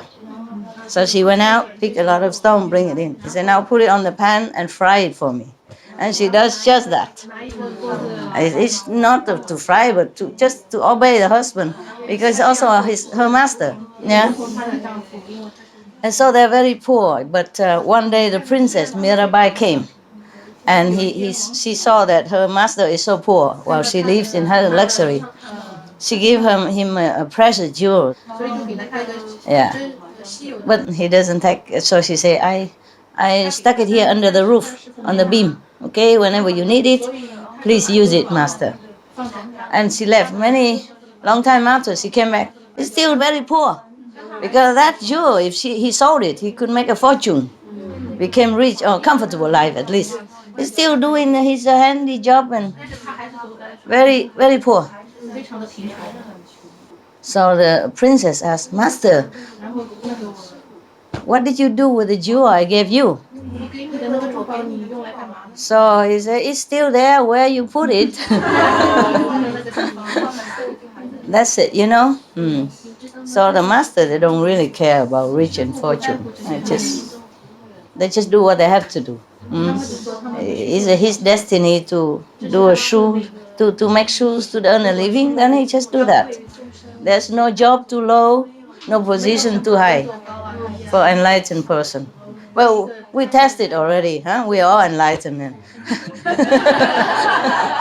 11 steps to Buddha. Yeah, it's a long way. It was just a joke, but very, very cute joke, huh? Yeah, actually, when we think about it, dogs has many qualities that we don't have. Extremely loyal, loving and kind, protective, yeah, and always happy, always love you, always contented. Yeah, never complain. Not like your master. Sorry. Okay. Whatever it is, it's just necessary. Okay? Yeah. I don't care to complain. Yeah. And if I do, so what? You know. My dog doesn't, so I balance it. Okay, ciao. Thank you. Thank you. Yeah, thank you. I really thank you for being good. Okay. See you. Yeah. Ciao.